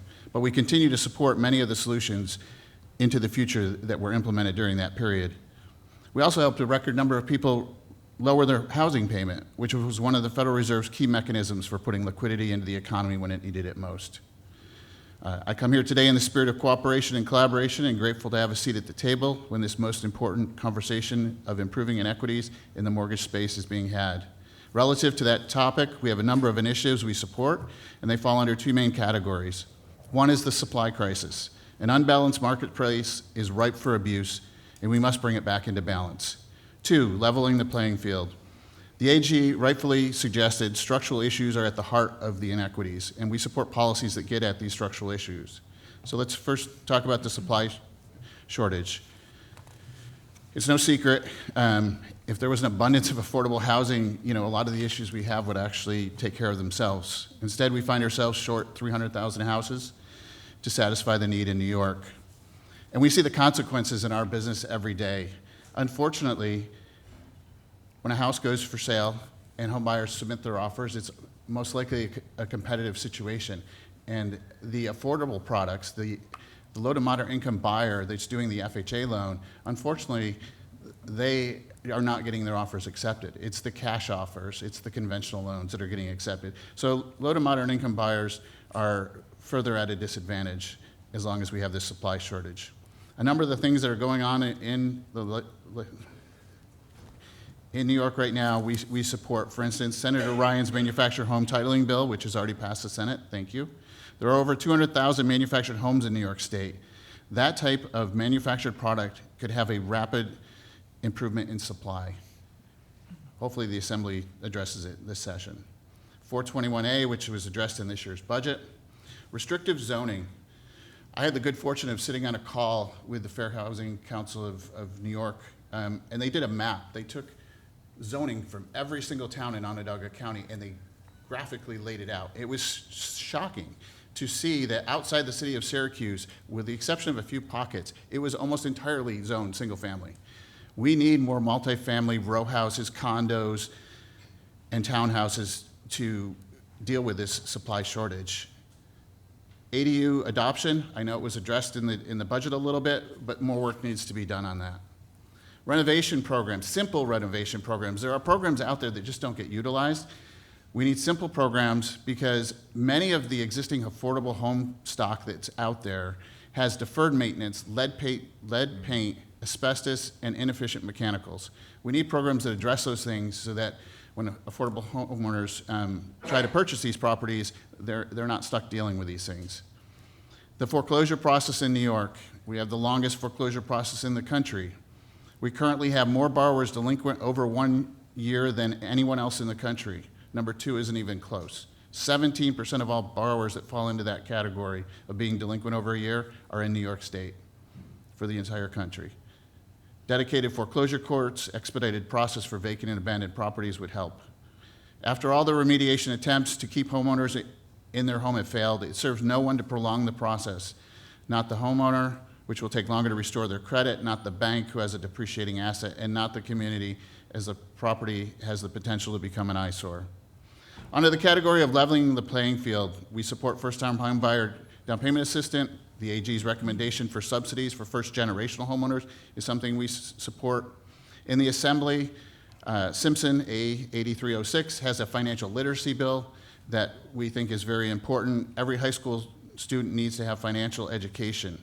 We've shown that pre-purchase education improves negative outcomes by as much as 36%. I can only tell you that I can't imagine, so my kid's going to buy a house, I am able to tell them, you need this kind of credit, you should work with this realtor, they're good, here's how you get your down payment. If you're coming from a home that nobody's ever owned a home, how do you know to navigate that process? Financial literacy, we believe, can level that playing field. We also need more minorities in the mortgage banking space. I talked to 2 loan officers who do a lot of work in the low to moderate income space, and I said, how come you guys are the only ones here? And they're like, well, people come in, they drop off their marketing, they show up a few times, but they don't have success. And I'm like, well, how are you successful? He's like, we've been at this for years. We've integrated ourselves into the community. We've integrated ourselves into the non-for-profits, and they trust us. The problem is, I don't think we have years to wait. We need more people of color, people that look like the constituents they serve, and I think that trust process will happen more quickly. And as a result, there's some things we could do there, probably on an industry level. Scholarships for licensing fees. It's now over $800 to get a mortgage loan officer's license. We should be doing career fairs in majority minority school districts to show them what a mortgage banking career looks like. As far as public banks go, not a big fan, but I would be happy to debate that at another time. But I would say what we believe in is a public-private partnership. In Syracuse, we have a wonderful organization. They're going to talk next, Home Headquarters. Empowering them, they have the relationships in the community. Funding them would go a long way towards that same end as the public bank. And then finally, I just wanted to touch on what's being done at the federal level on some of the structural issues. Appraisal bias was something we didn't even talk about a few years ago. It wasn't even known. I can tell you, as recently as a few days ago, FHA came out with a mortgagee letter that now gives us tools when we suspect appraisal bias, how we can deal with it. Fannie Mae's Equitable Housing Plan, which is trying to deal with incorporating non-traditional credit, such as rent, into things like the credit score and the automated underwriting systems, and they're also offering grants based on AMI limits. There's good work being done by the industry. Of course, more needs to be done. We're grateful that you asked us to participate in this conversation, and just want to thank you for being here. Thank you for that. I will yield to my colleague and let him have the first question. Thank you, Mr. Chairman. Thank you all for being here. Appreciate it. You know, we heard from DFS and the Attorney General prior to this, and they have this study, and it's it's pretty damning, quite honestly, in so many ways. I have concerns about are we really diving into the data deeply? But I guess you can all speak on this. Do you believe that in your state, people of color have difficulty, with all things being equal, do they face more challenges than others in getting a mortgage? Aim it at something. Yeah, I got to be honest with you, I'll start with I got to be honest from my with district. No, I got to be honest with you, Senator. I do believe that as community banks, we look at the application that comes in. We understand that we have to use these processes, and because again, we are regulated by DFS or by the Fed, and nobody wants to get redlined. Nobody wants to have a redlining issue in their bank. And they take precaution into making sure that the application that they're looking at, regardless of race or color or anything else, can be repaid. And to be honest with you, we're talking about a couple of programs that, if you look at the community bank system, you look at what they do, they know their communities and they understand that they will do everything they possibly can to make sure that community is taken care of. You could look at whether it's the rural communities or city communities, they have huge non-qualified portfolio programs. After 2008, I have to be honest with you, a lot of community banks third-party their mortgage business because it was just too costly to do it inside. But they still do have non-qualified portfolios that they know will be paid back. So, you have DFS, you have federal regulators, if you're not a state chartered bank, hanging over your head, making sure you're doing the right thing, and then getting pushed to do the things that you're going to, cross the line. There's a big difference between what a community bank does, what an NDI does, the non-depository institutions, and what a large bank does. We don't put things through a computer and go, okay, that's it, spit it out and go. We actually work with these people and try to do everything we possibly can for every customer that walks in that bank to take care of them, because the last thing we need is to look bad in our own community. Yeah, and I would agree. I just don't see as I said before, I don't see the business justification for this being an actual, not a passive process at the very least. So it's it's good business Yeah. for you, and a community bank in particular. And quite frankly, all of you, our local banks are the ones that are making those exceptions, like you said. They're not spitting into the computer and spitting out whatever they want to hear. So I agree with you there. So, but I'll ask the same question of if you don't mind, do we is there a challenge there, and what are your thoughts on that? Well, thanks, Senator. I'll comment on behalf of credit unions. Yeah, there is a problem, and I agree with John. I think we need to look at all these opportunities, whether it be a community bank or a mortgage bank or a credit union. Your credit unions are mission driven, right? So our tagline is people helping people. That's what we were created to do. So when a member who is an owner walks into a credit union looking for a mortgage, obviously we're going to do everything we possibly can to figure out how to say yes and not say no. But if we do say yes, if we do have to say no, that's only the beginning of the conversation. We need to continue that dialogue with that member to the point where we can say yes. But Senator, you mentioned that all things considered equal. I don't know if there's such a thing when it comes right down to an applicant. There is differences no matter where we want to look, whether it's their level of financial literacy, whether it's their credit report, whether it's their length of employment, whether it's their down payment, whether the appraisal value. It would be difficult to have an exact apple-to-apple scenario.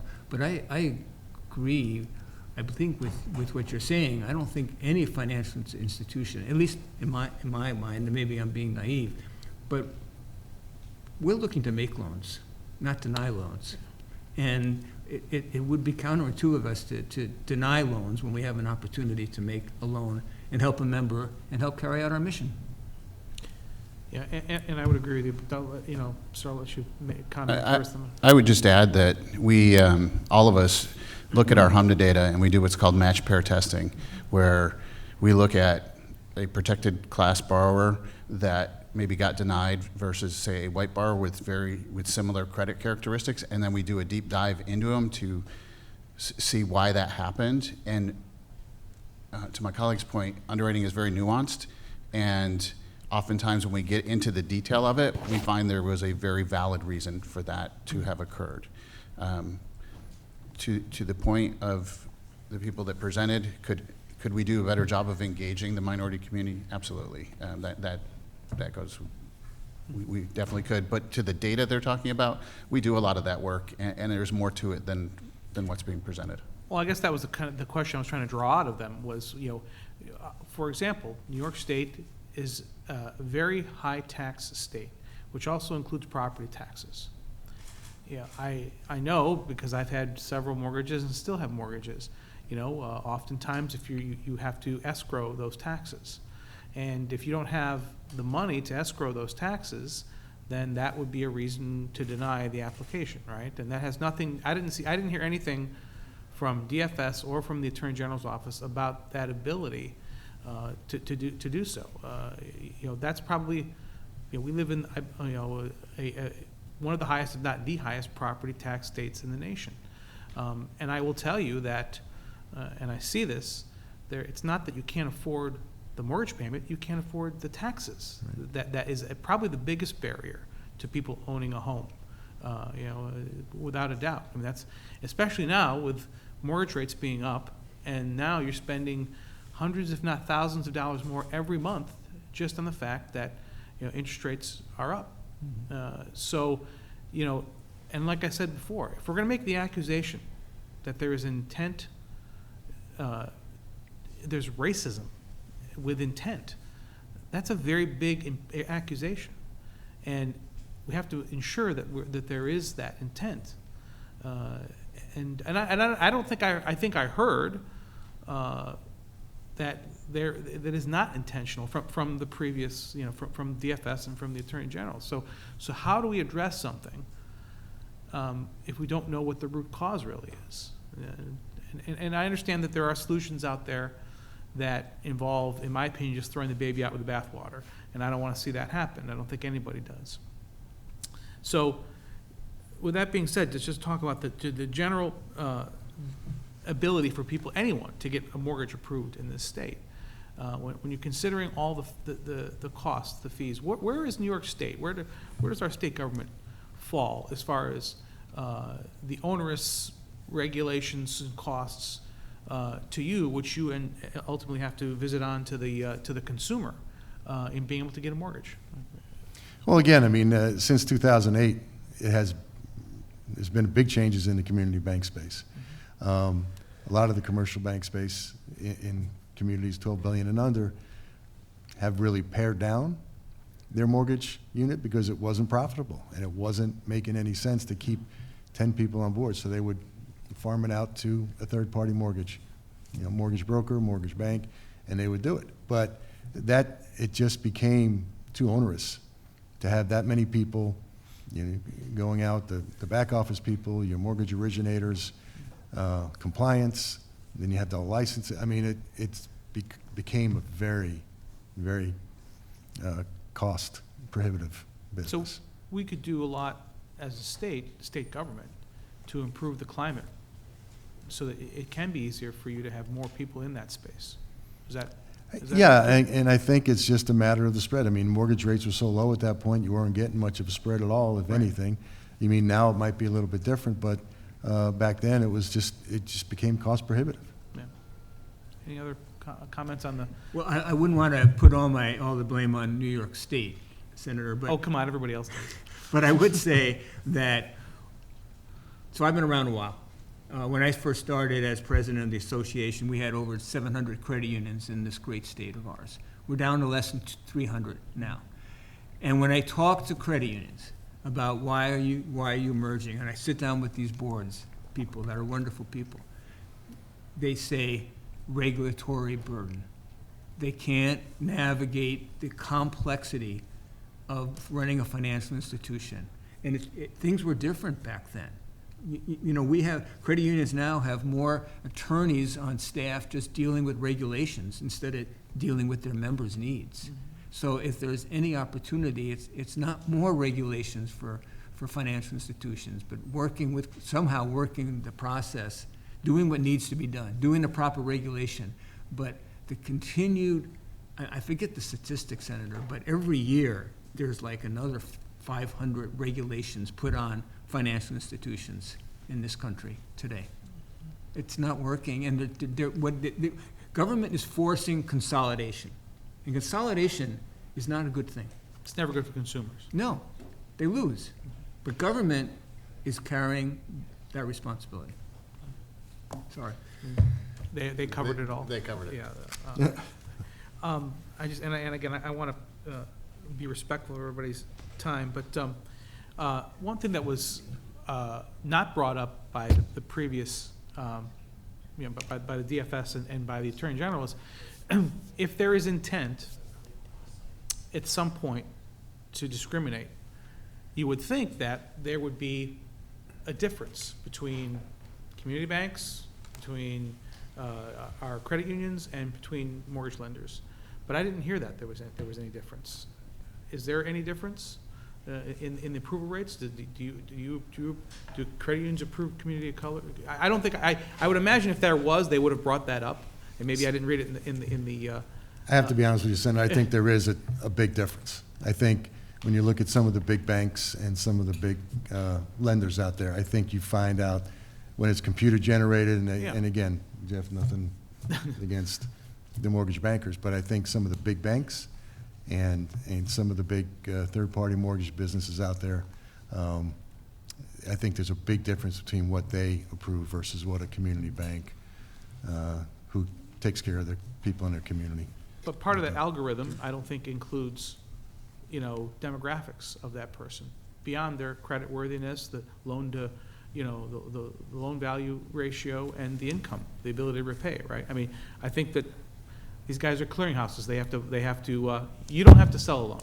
Okay, my mortgage has been with the same bank since the day we originated it. My mother, her loan was sold a dozen times because so it's just a different business model, right? So I don't know if you want to. I think you want to jump in on that. I just wanted to point out that independent mortgage bankers, despite not having CRA requirements until just recently, performed at a level equal to or better than the banking counterparts. And as far as our ability to do some of the portfolio lending that is referred to here, our advantage is that we can sell loans to anybody, including community banks, and we often do that. So the differences, I think what you were originally asking, I don't think are as great, other than my colleague did point out that some of the really big national, we all know the names of them, there would probably be some differences there. But those are not state chartered banks. Those Correct. are federal institutions, and kind of beyond our scope in some way, in many ways. So Yeah, I'm sorry. yeah, and also I guess the purpose of my questioning is, if we think that there's a problem that we need to fix, we have to identify where that problem lies, and it has to lie with intent. I don't think any of you, and it's just not good business.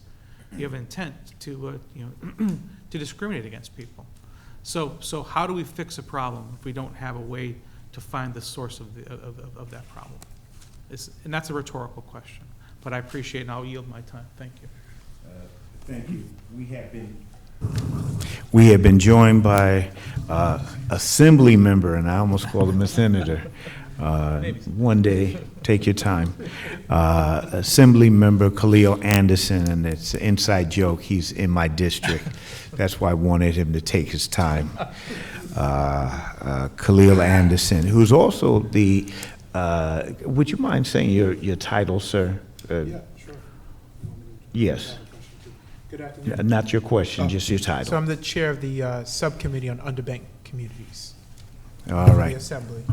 Thank you. We'll turn to Senator Tedesco, who I almost demoted a moment ago. Thank you, gentlemen, for being here. We really appreciate your testimony. Senator Borrello talked about the taxes in New York State, and they're high, affordability. And early on, as you know, in my opening statement, I talked about it's a beautiful state. We're number one in out-migration. 101,000 people left the state of New York last year, of all 50 states. But there's something else brewing here. We're number one in what's called Tax Freedom Day. You all know what that is, Tax Freedom Day? That's when anybody in this room that works, and this is statistically done evenly across all 50 states, actually takes $1 home for their whole entire year of working. Do you know that when that day is? It's in the May. January, February, March, April, we go into May. Nothing you earn goes to anything other than taxes in New York State. So having said that, I have to ask you about your sector, the New York State financial sector. I'm looking at a report I have. New York State financial sector growth is 0.2%, lagging way behind the national average of 4%. Idaho, North Carolina, South Carolina, and Texas have seen double-digit growth in that sector. I'll ask you this: why is the financial capital of the world unable to achieve even an average growth rate in this important growth sector? Why are we 0.2 when the average is 4? I think you answered the question. It's very expensive to live here. It's very expensive to open a business here. It's sometimes debilitating, and people look to go elsewhere. I mean, a lot of the states that you mentioned are tax-free states, too. They don't have any state tax. So if you look at property taxes here versus Texas versus, Florida or South Carolina, North Carolina, we're probably 3 times, 4 times the size of those as far as when it comes to property taxes. So it's very expensive. So he was right. The definition of insanity is doing the same thing over and over and over again and expecting a different outcome. I rest my case. Thank you for your comments and being here today. Thank you. Senator. There you go. Thank you, sir. Yes, we do have the greatest state, and our great state does have some significant problems that we do need to not shy away from, and we need to, Ross Perot, roll up our sleeves and shovel out the barn, whatever it is. When you have your 10th anniversary in September, please send me an invitation. Love to be there. It's going to be in New York, of course. Of course. Just checking. I look forward to it. I just finished a class in statistics, and I'm so grateful to have finished it. It almost finished me, if the truth is told. While it was enlightening, it was one of the hardest things I've ever done.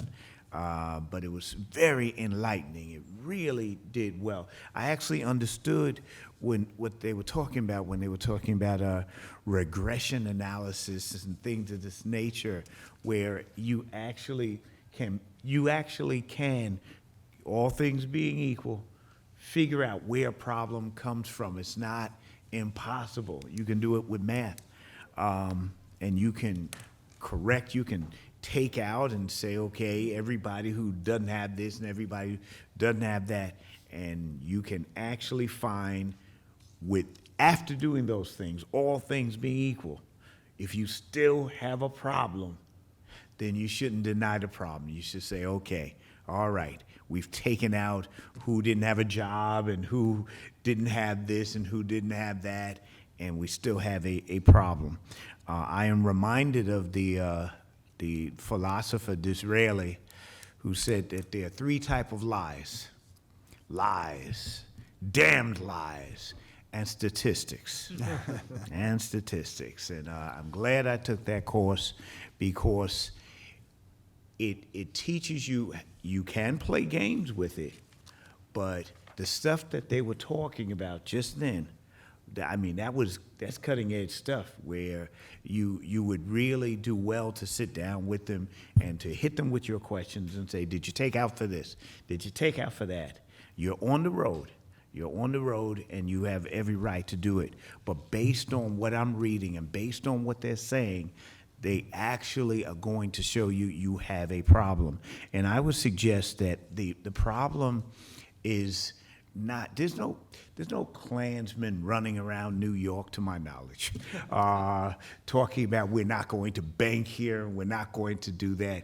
I think that every single person in this room would chase such a person out of the state, maybe out of the country, if we could find such idiots this day and age.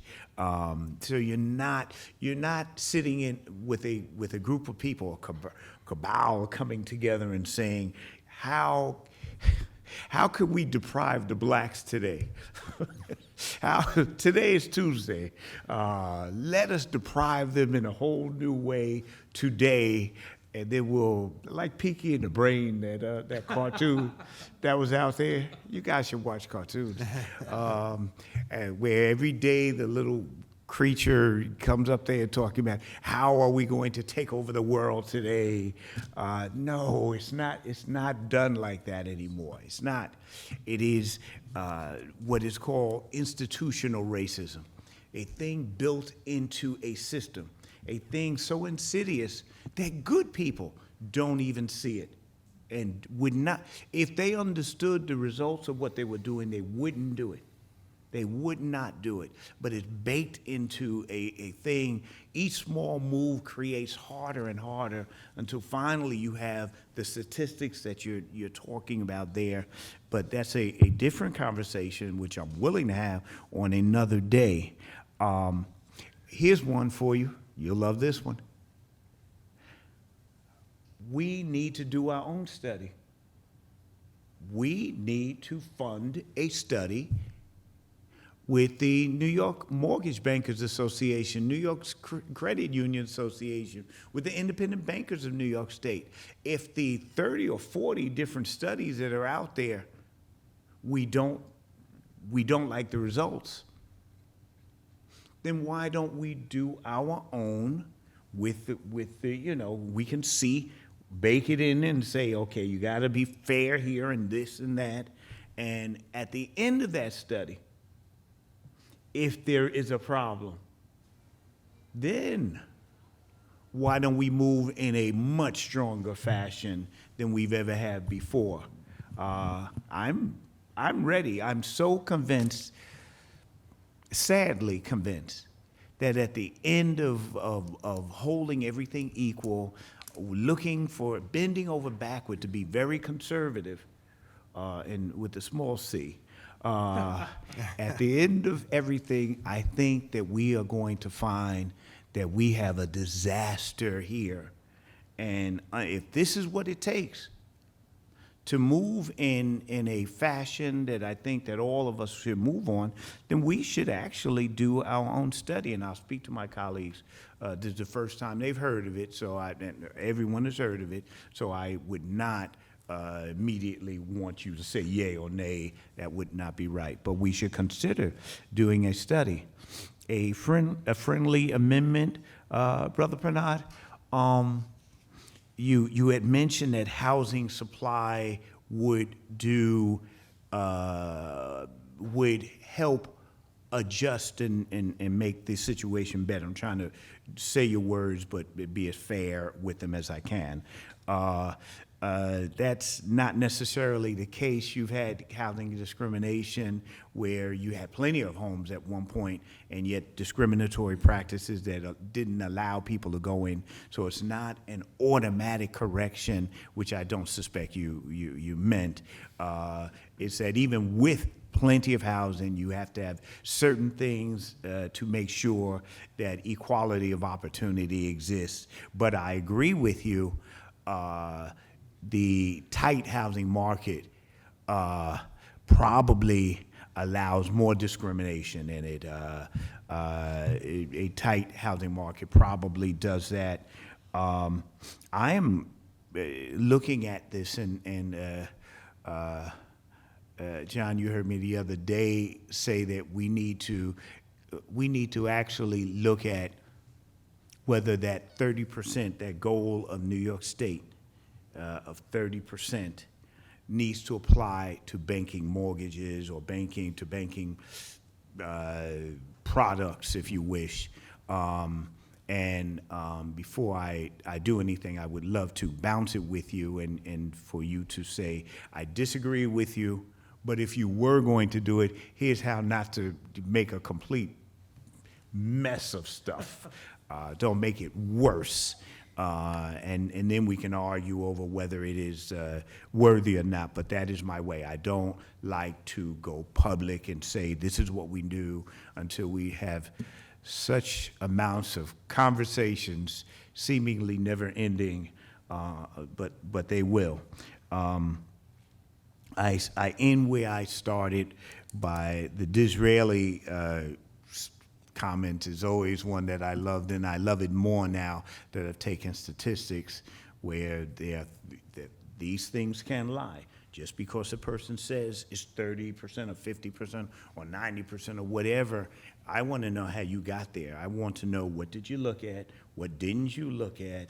And things of that nature. So your questions are right.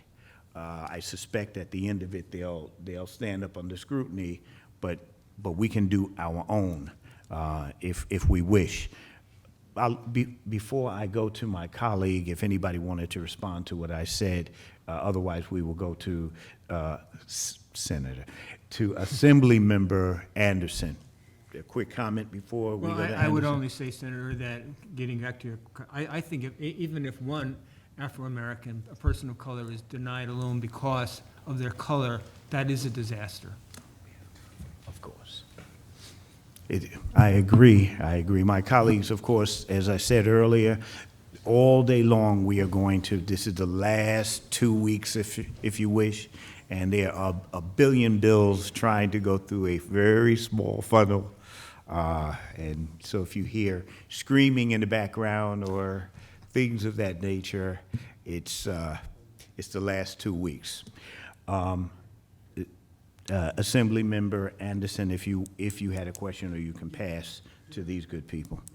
Thank you so much, Senator, and thank you to all the panelists that are here.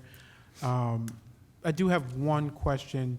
So the various different types of products that your member entities have, I'm wondering how much education you all are giving the consumers before they purchase those products, whether it's a ARM, whether it is a 20-year, 15-year, 30-year fixed, like what education are you giving to your consumers? Well, or your members, of course. I'll just comment that, again, as a mission-focused, people helping people movement assemblyman, that's what we do. That's the focal point of everything that we do when it comes to working with our members. Teaching them, educating them, providing financial literacy to them, counseling them, all the way through the process, whether it's becoming in for whatever type of relationship that is. So there is an extensive amount of education involved. Is it, sorry, just to be clear on that education, is that you educating your members to then educate the consumer, or is it something that, and like, how is that done? Well, our members are, I'm not sure I understand your question. So you have your, whichever banks are a part of your credit union, okay, I'm seeing everybody's all mushing in there. So whichever credit unions are members of the association, Yes. you give them that education that they need so that they can pass that on to the consumer. Yes. In this case, yes. your consumer is your members. Correct. Right. Correct. So I'm just wondering, what does that process look like in terms of the education of your members? So as an association, we provide a program that certifies individuals from a credit union. They were sent to us as an employee of that credit union. They would go through a process, and at the end of that process, they would become certified when it comes to financial literacy, financial education, financial counseling for those individuals. So it's very extensively used across the state of New York. We partner with the National Trade Association to provide the materials to do that. And it's paid for primarily through our New York State Credit Union Foundation. Thank you. The reason I asked that question is and the senator can speak to this. Okay, the senator can speak to this. Thank you. A lot more, more fruitfully than I can. But I know when you look at some of those subprime mortgages products that were sold to individuals in the mid and early 2000s, my concern is that were folks educated about what they were signing, or were they educated about what they were getting in terms of the actual physical home? And so like the education component of what the product is helps keep a lot of mortgages and mortgage products from failing and going into a space of foreclosure and things of that nature, among other things. Sure. Among other things. But I just want to know from you all, since you have so many entities within your associations and groups, what education you're giving to those folks so that they're better armed and better prepared. So As an association, we have the same type of education where we provide online education for our banks to provide to their employees or end consumers. Also, we are affiliated with the National Association as well, that also does certifications in that area as well. So it's the same thing that we also offer it so banks can take advantage of it. But banks, a lot of banks on their own will also make sure that they are training their folks to talk to the consumers. Thank you. Mr. Bernard, did you want to get in? Yeah, as an association, we provide regular education opportunities for our members, particularly for product training on low to moderate income borrower products. There's also a certified mortgage banker designation that individuals can pursue, and the National Mortgage Banking Association offers extensive training opportunities. And fortunately, the products you refer to no longer exist after 2008. Thank you. Thank you, sir. I want to thank this panel. I want to thank you in so many different ways. First, I want to say that I have enjoyed the education that you guys have given me over the years.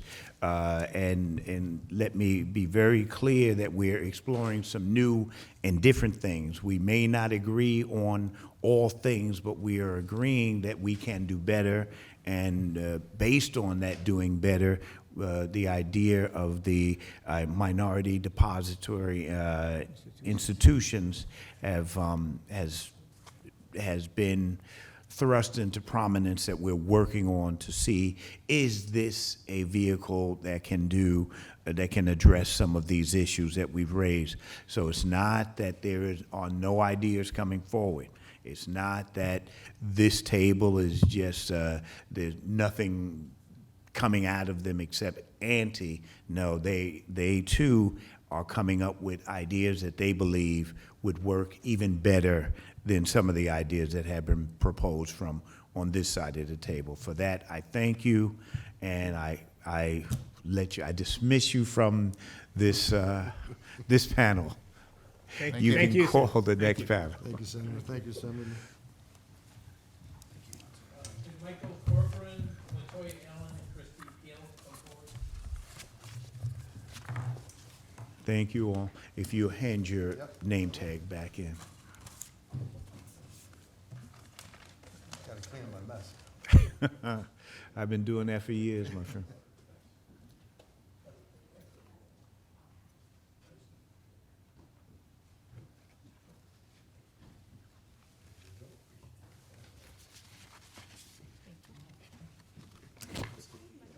Good. Sure you can.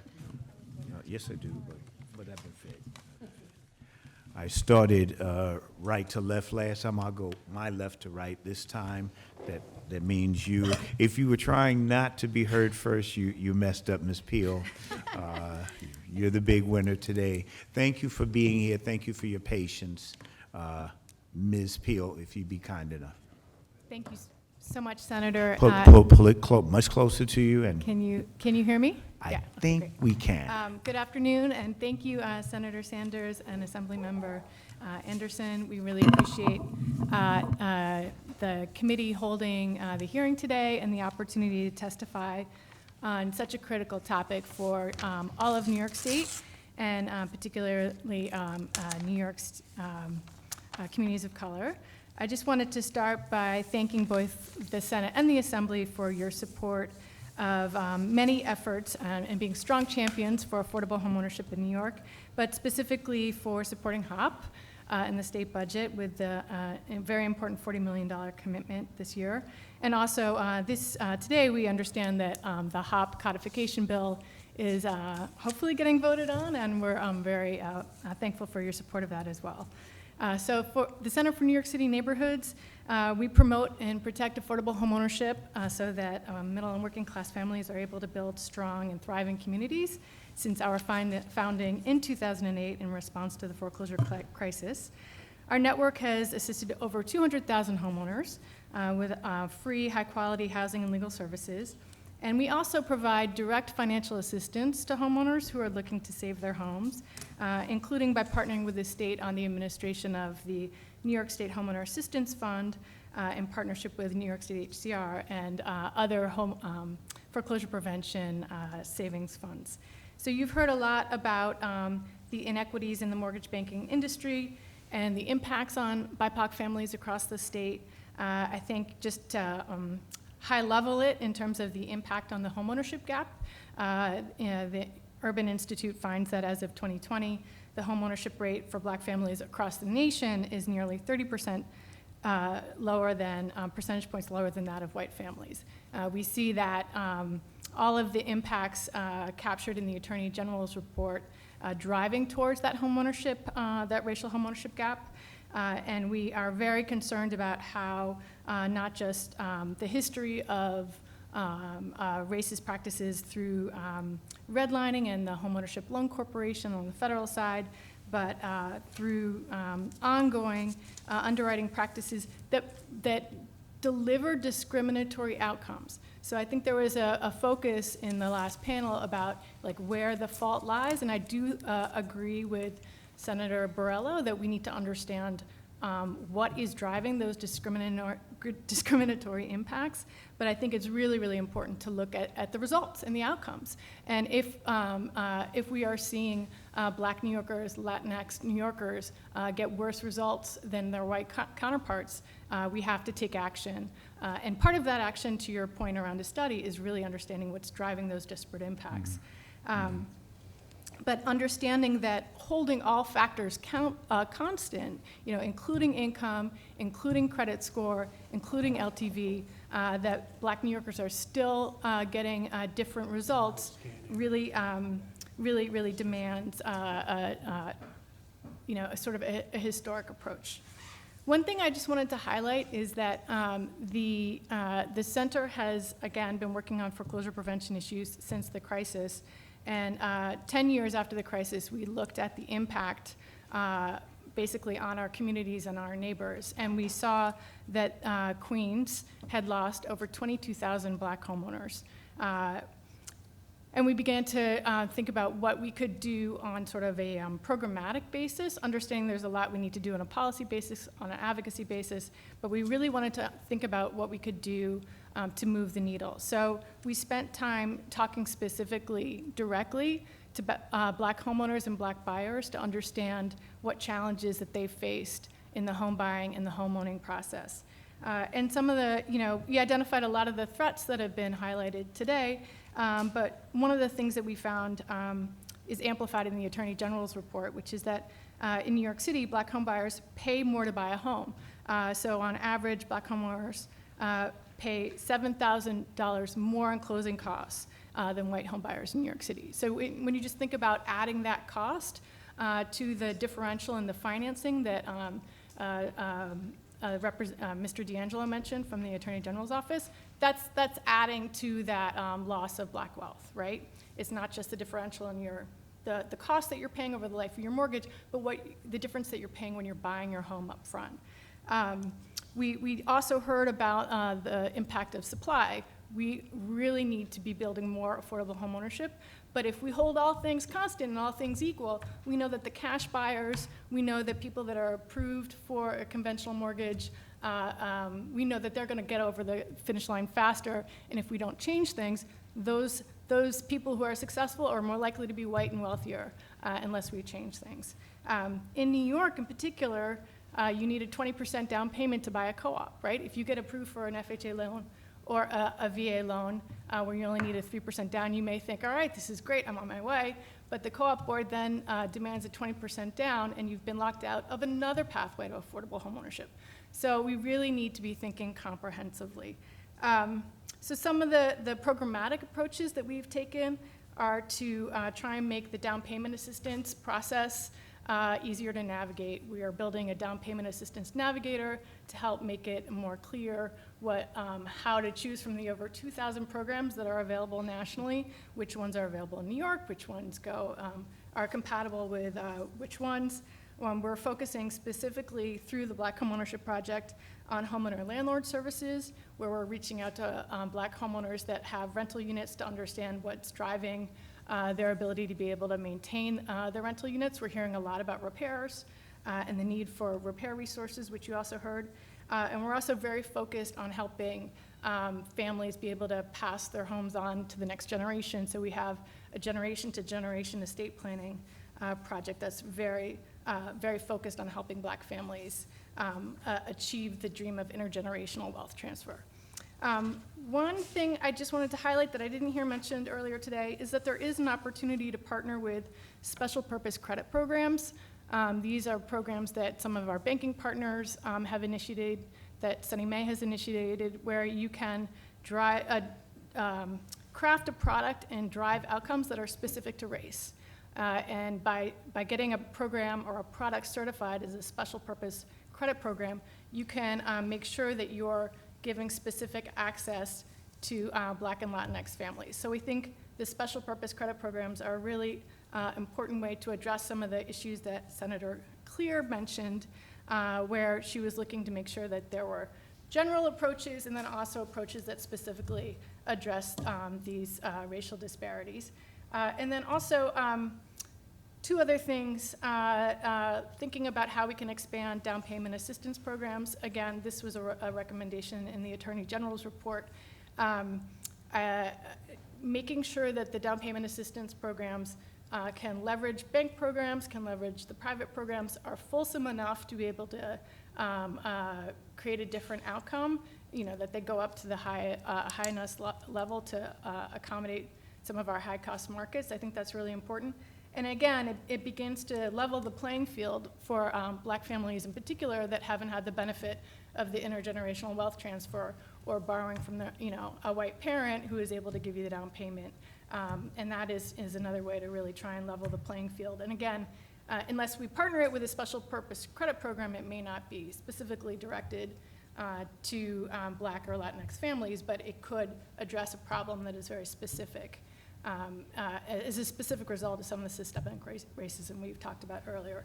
And then lastly, and this is a good way for me to hand it off to home headquarters, we are very enthusiastic about the Attorney General's support of funding CDFIs in particular. The center's affiliate, Sustainable Neighborhoods LLC, and home headquarters are among the very few CDFIs that do consumer mortgage lending. Right? There are many CDFIs out there that focus on multifamily lending or business, small business lending or other B2B lending. There are very few that take on the high cost work of issuing first mortgages, of issuing repair loans, of really providing credit directly to consumers. And you heard from the trade associations how costly it is to make first mortgage loans or any other mortgages. The state support of CDFIs that provide mortgage lending would be transformative in the ability to really extend access to credit for people who have been cut out through many, many of the forces that we've talked about today. And lastly, I think the New York Public Banking Act does provide another way to do that by providing access to a mission-driven secondary market, right? So we, like the smaller banks, can only lend on our balance sheet according to the capital that we're able to raise. But if there were a fulsome secondary market that was mission-oriented, that focused on giving us capital for repair loans, that focused on giving us, capital for interest rate buy-downs, right, for first mortgages, and for more fulsome down payment assistance lending, we really could start to make a difference even more than what we're doing today. So I'll stop there. Thank you for the opportunity to testify. Thank you for the tee up. Hi, good to see you again. My name is LaToya Allen. I'm from Home Headquarters. We're located in Syracuse, New York. I'm the Deputy Director for the organization. Just want to talk a little bit first about the challenge that we're seeing. The access to capital to buy a home in upstate New York remains a significant barrier for low and moderate income and minority households. Only 30% of African Americans in Onondaga County own their homes, compared with 72% of whites. That disparity is even worse than the national average gap of 29%. In HMDA data from 2022 for the Syracuse MSA reveals that denial rates for minority applicants for first mortgages were 19.1% compared to 7.7% of white applicants. A recent news story about Buffalo highlights that the gap between the denial rate for Black applicants and the overall mortgage denial rate in Erie, Niagara region was 18% versus 9%. This was the widest found in the top 50 metro areas. In 2022, New York State Department of Financial Services report found a persistent lack of lending to people of color in a majority minority neighborhoods across the state. The impacts of unequal access to affordable home purchase financing are profound and long-lasting. A 2018 study by the National Community Reinvestment Coalition found that policies that influence access to capital and credit have long-lasting effects on residential patterns, neighborhoods, economic health, and household accumulation of wealth. One of the responses that we have been able to see at Home Headquarters is the revolving access to first mortgage financing. Home Headquarters, a nonprofit community development financial institution servicing upstate New York, has developed a unique program to address racial disparity gaps in first mortgage lending. Home Headquarters begins by working with minority, low moderate income, first-time home buyers to qualify for what will probably be the largest purchase in their lifetime. Individuals are enrolled in homebuyer education and HUD-certified housing counseling, and if needed, additional financial counseling through the Syracuse FEC. Once a customer is qualified, Home Headquarters layers additional funding as necessary to address past credit challenges, liquidity issues, or to meet historic costs with new construction or needed rehab dollars for the aging upstate New York housing stock. Working with partner banks, Home Headquarters then sells the mortgage to the bank, earning CRA lending credit for the bank while recapitalizing Home Headquarters mortgage fund for another minority, low moderate income first-time home buyer. Home Headquarters continues to service a loan as the organization has developed relationships with home buyers and replaces any non-performing loans for the purchasing bank. Each mortgage loan can recapitalize 2 to 3 times every year in perpetuity. In 2018, Home Headquarters sold $2.5 million in loans. By 2022, that number had grown to $6.1 million, and in the most recent fiscal year, jumped to $8.1 million. Home Headquarters was founded in 1996 to address the declining owner occupancy rate and overall disinvestment in the city of Syracuse. Over the last 28 years, the organization has expanded both its programs and geographic footprint, and today serves residents throughout upstate New York with initiatives and programs that work to create equitable and accessible housing and financing opportunities for underserved home buyers and homeowners. As a nonprofit community development financial institution, Home Headquarters has a history of developing unique loan products and programs to fill gaps that traditional lenders and others in the housing market are often reluctant to address. Home Headquarters believes in the transformative power of homeownership, both for households and communities, through its impacts on building of generational wealth, educational attainment, health outcomes, and community stability. Since 1996, we have deployed more than $75 million in first mortgages, facilitating nearly 800 homebuyers. Combined with its homebuyer education programming, Home Headquarters has helped more than 6,000 buyers become homeowners. We've also made 207 home purchase loans in Syracuse during the past 3 years, totaling in $22.4 million. Some 126 of the 207 borrowers were Black or mixed race, 60% were minority borrowers. And Syracuse Home Headquarters outlends Black homeowners than all other financial institutions combined. So that's just a testament of the work that we do at Home Headquarters on a more business professional level. But on a personal level, I was one of the people that actually went through the program at Home Headquarters before working there.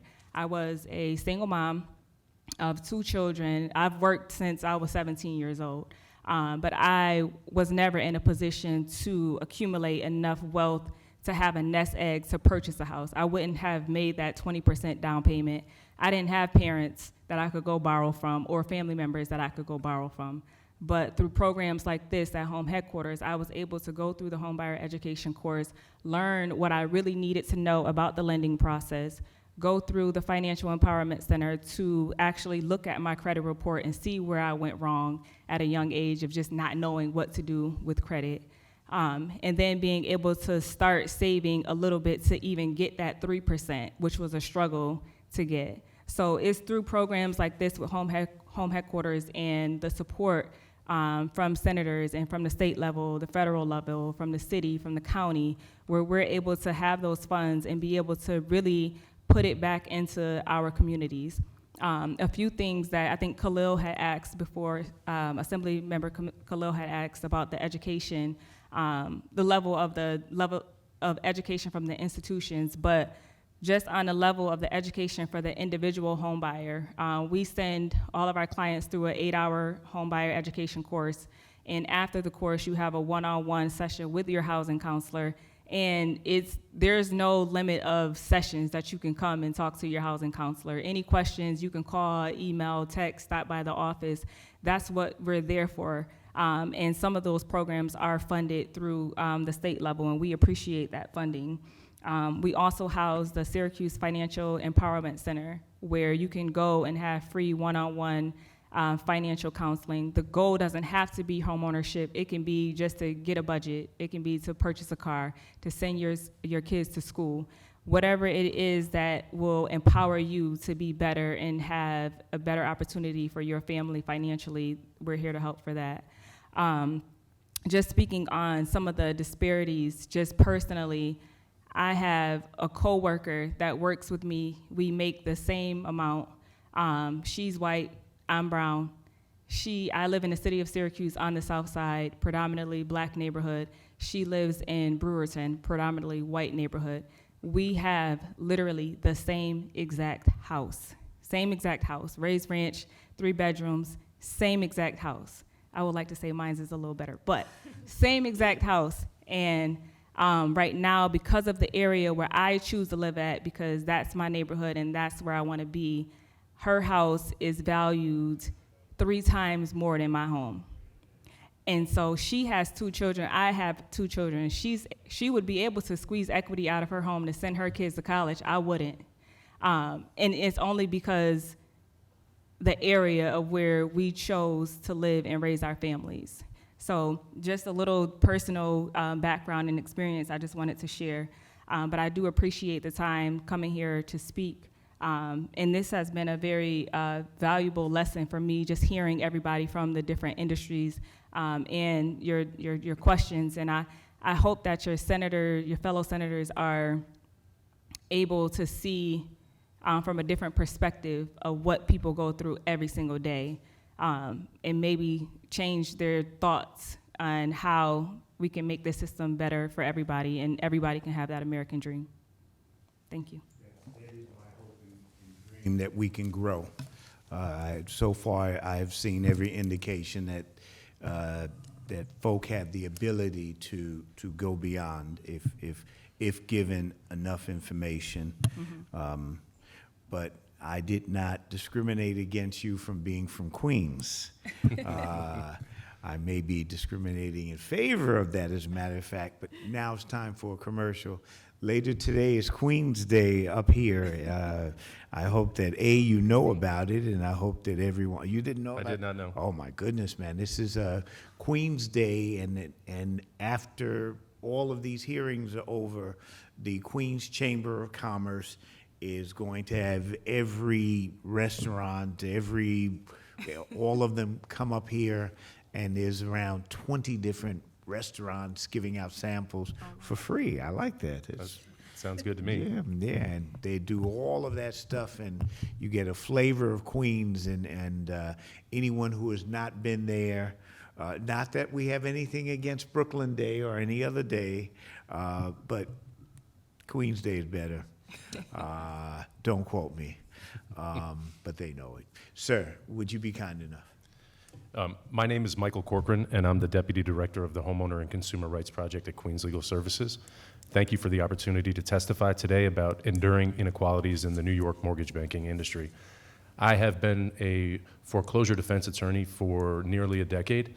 I have represented homeowners in all 5 counties in New York City, and I have seen firsthand the disparate impact of the mortgage banking industry in New York.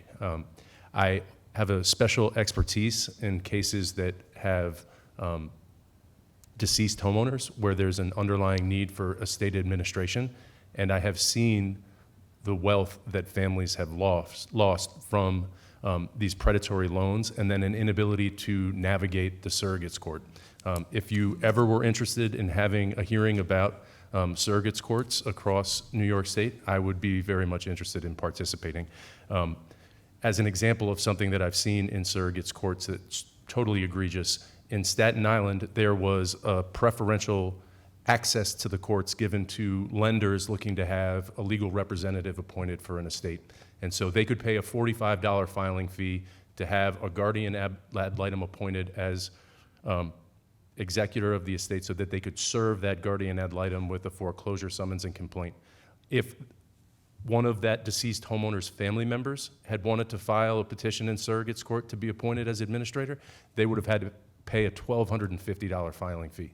And so for a lot of the clients that I work with, you know, $1,250 is just not possible. But I don't want to derail everything that I have to discuss here.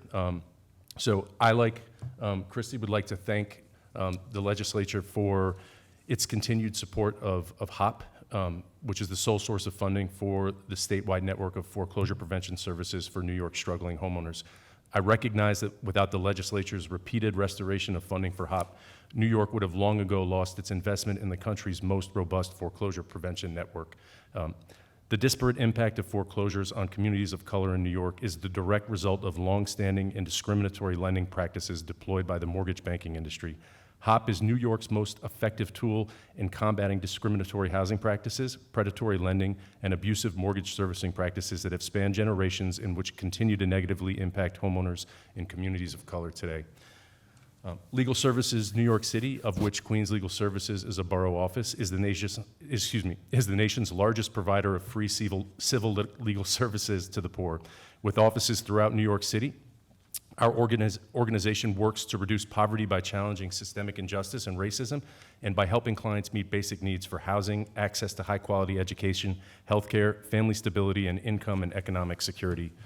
LISNY is the oldest and largest provider of foreclosure prevention-related legal services to distressed homeowners in New York City. We work with communities we serve to preserve homeownership, stabilize communities, and protect against the loss of equity and generational wealth, which results from foreclosures. Since 2007, LISNY has helped more than 22,000 families in New York City to address threats to homeownership. Historically, the landscape of housing and lending in our state has been shaped by the structural racism of intentional housing discrimination, including discriminatory sales practices, block busting, redlining, and reverse redlining. These practices left a legacy of economic disadvantage in predominantly minority communities, and it's a legacy which continues today. The most rapidly gentrifying neighborhoods in New York City are historically black and brown communities, where creeping gentrification has created a powerful upward pressure on prices, attracting all manners of speculators and investors to the detriment of long-term residents. The pressures have their roots in redlining that deprive communities of color of credit, followed by a flood of predatory reverse redlining in the 1990s and 2000s. These toxic loans saddled homeowners with loans designed from inception to fail and stripped away home equity developed over generations. It also gave rise to the foreclosure crisis, which began in the late 2000s and which resulted in an unprecedented wave of foreclosures, scams, and other predatory practices targeting distressed homeowners.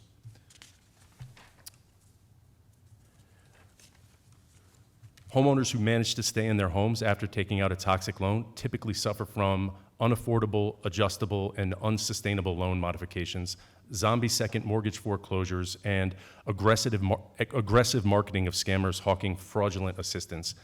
In my practice today, every other day, maybe even every day, I'm working with homeowners who took out loans in between 2000 and 2007, and almost all of them have at some point obtained a modification. But the modifications that they obtained, even under Obama's program, were set up for failure because they created affordable payments, and then there was a step rate. And so as the rate went up, sure enough, the payment no longer became affordable. There's a redefault. And in this climate that we're in right now, with interest rates being over 7%, there's no possibility of a modification unless there is intervention from the federal and state government requiring it, right? HAMP didn't happen because the banks decided, this is the right thing to do. They were made to do it. And so we have a similar problem today, but the long story short in all of this is that some people like to think that the foreclosure crisis of the late 2000s, early 2010s is over, and it's not. It's very much still continuing, and foreclosure actions are very much on the rise after the pandemic as well. The disparate impact of foreclosures cannot be ignored. As of October 2022, homeowners of color in New York were 3 times more likely to be delinquent on their mortgages compared to white homeowners. The ongoing foreclosure crisis and the need for adequate funding for HOP is quite literally a matter of equity and racial justice. I'd like to talk about a few different things that were recently enacted and then some of the legislation that could be enacted. At the last hearing that I saw of yours, it was in February, you wanted to know things that could be done to make things better. And so recently, what the legislator has done to address some of the problems that we're seeing on the ground is to implement making deed theft a crime, which is important. However, deed theft was already a crime. To the extent that you can make it easier to go after the bad actors, that's great. Another thing that's been done is there's been an expansion of the protections around the Uniform Partition of Heirs Property Act, and that is probably the most egregious area of real estate speculation and bad behavior that we see in our practice today. This is an instance where a homeowner passes away and there are multiple people who stand to inherit. In New York, if you don't have a will, by operation of law, instantaneously on the moment you die, ownership of your real property passes to your heirs, who are also set by New York statute. And so if you're survived by 3 children, each of those children would inherit your property 1/3, 1/3, 1/3. If one of them were to die and they had 3 children, those 3 children would inherit their third. And so you get very complicated family trees, and you'll have an investor approach somebody who has the tiniest fraction of an interest and buy it for even, a fraction of what it's actually worth, and then go to court to try to force a partition sale to recover the full value of what they've collected. And so I've had, right now we're handling 5 cases like this, and it'll be an investor has acquired 1/3 of a $600,000 property for $14,000 from individuals who never were in the property, never had any connection to the property. And this doesn't exactly tie to the mortgage banking industry, but these same bad actors who are doing this are engaged in a lot of related conduct about approaching homeowners who are behind on their mortgages.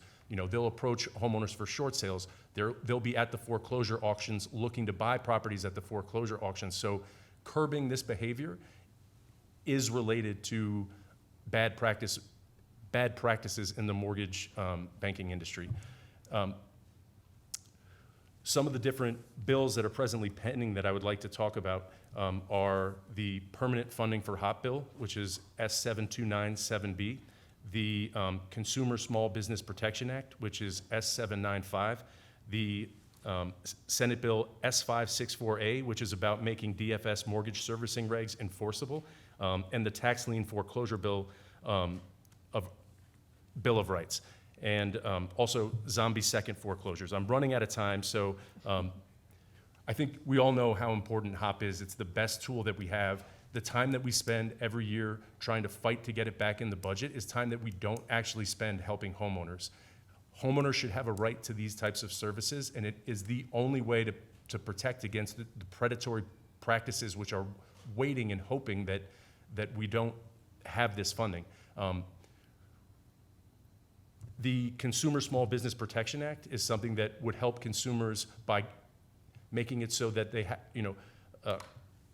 it's not just deceptive. So right now, under the law, it's only deceptive practices that a consumer could go after, but abusive and unfair practices aren't good enough. This expands the way in which consumers can fight back against their bad actors, and it would be critically important. DFS has some wonderful servicing regulations that says what mortgage servicers are supposed to do, but there's no enforcement mechanism, and servicers routinely don't do what they're supposed to do, like update an escrow account or credit a payment or simple things. They don't correct it, and it'll result in a borrower falling behind, and there's no mechanism for them to, there's no private right of action for them to sue the servicer. The Tax Lien Foreclosure Bill taxes were brought up. Taxes are high here, right? And that's a problem, but it's a bigger problem that when people fall behind on taxes, that they could lose $1 million home for a $5,000 tax debt, particularly when they're elderly citizens and they truly can't afford to go anywhere else. And the cost of putting them in institutional care is going to far exceed the money that the state collects from the foreclosure. So I think I will leave it there, and I appreciate you letting me go over. I have more to say, but You're from Queens, right? yeah. All right. Enough said. Not that I'm biased, mind you. Let me draw your attention, sir, to two people. First, I want to, in terms of legislation itself, I want to draw your attention to Paul Alexander, who, if you have legislation that you believe I should put forward or I should support, he is your person to start that dialogue. Then your second point of looking at the intersection of banking, mortgage, and all of these other areas, may I draw your attention to the Chief of Staff, Marvin Holland, who is sitting right there. You need to make a case, and your case should be that I may have some oversight in this area. We're intrigued, we're interested in it. I just want to make sure that I do have that, that you've made a good case. I suspect that you're no slouch here. From what I'm hearing of Queens Legal, you're quite formidable. So I expect that that conversation will go well. I wanted to quickly point out to people, it's been raised earlier, the issue of my good friend, Senator Borrello, who's not here, could not understand, well, has not seen yet and I'm sad that he's not here, how racism could rear its head, and he's looking at the old form, a form that all of us in this room would denounce and chase anybody stupid enough to wear some cape or whatever folk do. We chase them out of New York. I want to show a case in terms of a banking of institutional racism. It's not hard to show. During the 2008 predatory crisis that we found ourselves in, Queens, New York was a epicenter of losses. You mentioned the 22,000 homeowners, black homeowners, let's be clear. So lawsuits were filed, and it turned out that many of those banking, mortgage institutions were using fraudulent methods, and major lawsuits were won. I think the figure was $300 million comes to mind. Spitzer, Attorney General Spitzer won it, and the governor at the time, if my memory serves me correct, was Cuomo. I may be getting it a little mixed, but so he won the judgment of $300 million, and much of that was based on Queens. Much of that was coming from Queens. I think it was something like around 60% coming from Queens. So he created a program to help people fight this stuff, but he made it statewide. Therefore, you had, if the impact was in Queens, what would have been proper would have been put the majority of that money back into Queens. By doing it statewide, you're having a disproportionate impact on the black community. They are subsidizing the state. It is good that we're fighting it all over, but your major loss was here. And therefore that party loses. And that, my friends, is an example of institutional racism, where you have absolutely hurting 22,000 people. You've hurt this community.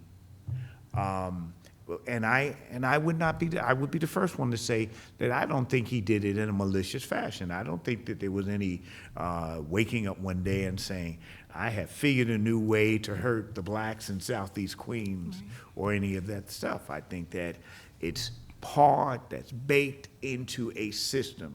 We have to look at the law of unanticipated consequences. What will happen if we do these things? And if we don't do that, then we have hurt these communities.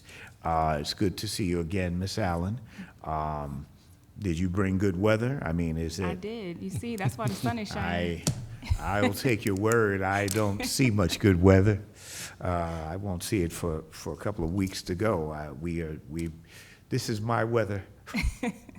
It's bright in here. Well, I'll take your word, and I hope that you guys have enjoyed it. Still in the state budget, there's a thing called IDAs, the individual development accounts.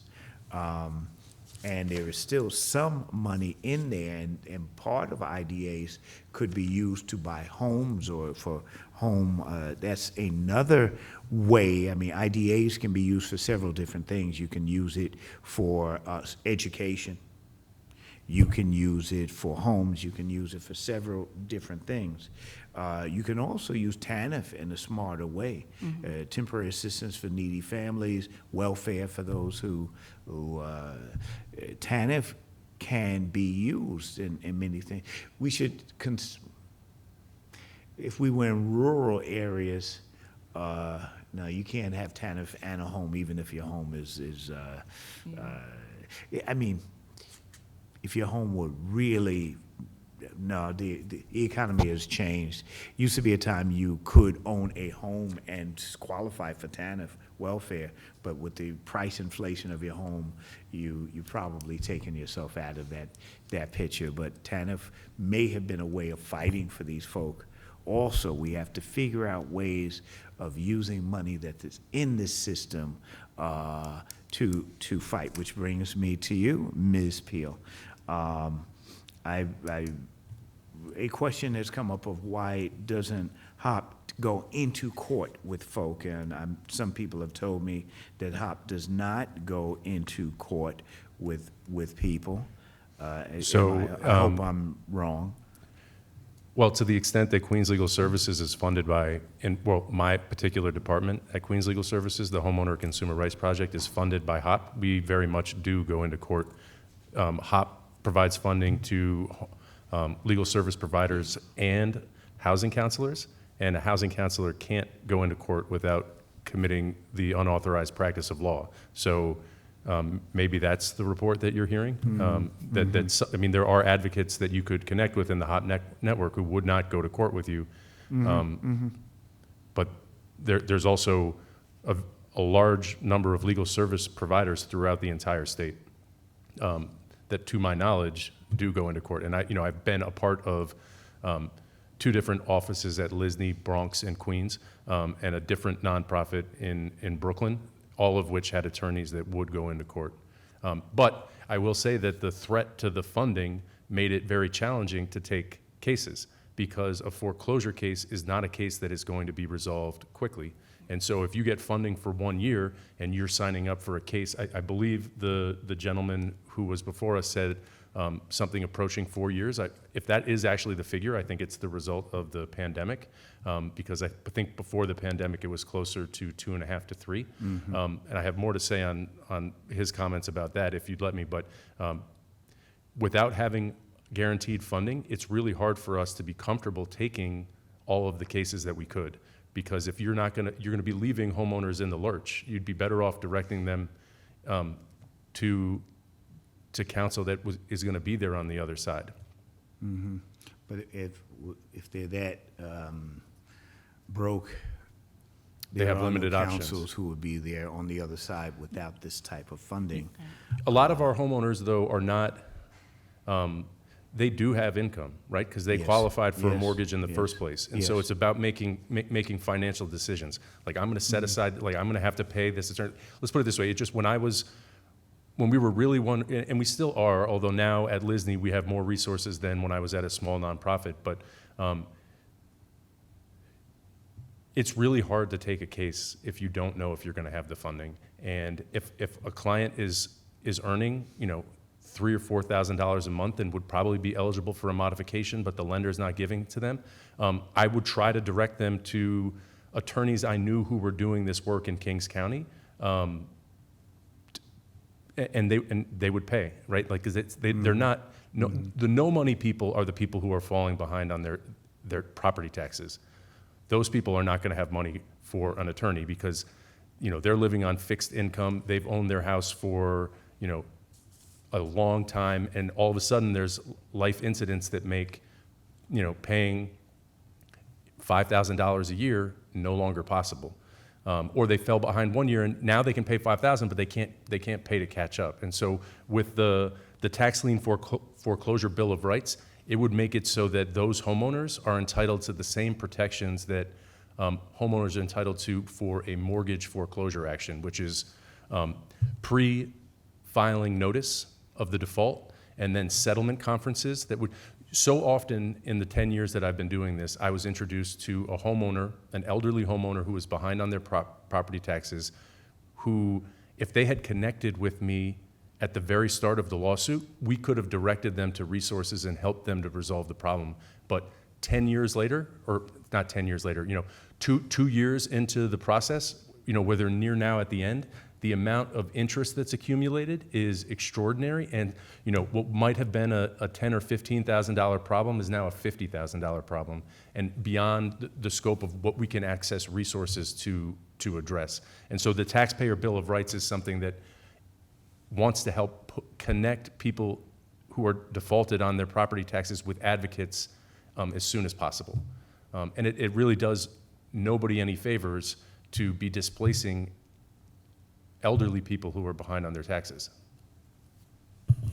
Well, I really appreciate the knowledge that you have shared, and I certainly appreciate your patience for being out here. I can only reward you with Queen's Night if you were bold enough. But let me say this, as we come to the end of this, I think that this was it. Ooh, let me not speak so without looking to Mr. Alexander. As we come to the end of our conversation here, this is not the end of the conversation, of course. The duty of senators, the duty of elected officials, of course, are to fight for the interests of New York State. New York State has many different parts. Parts of New York State are the business interests.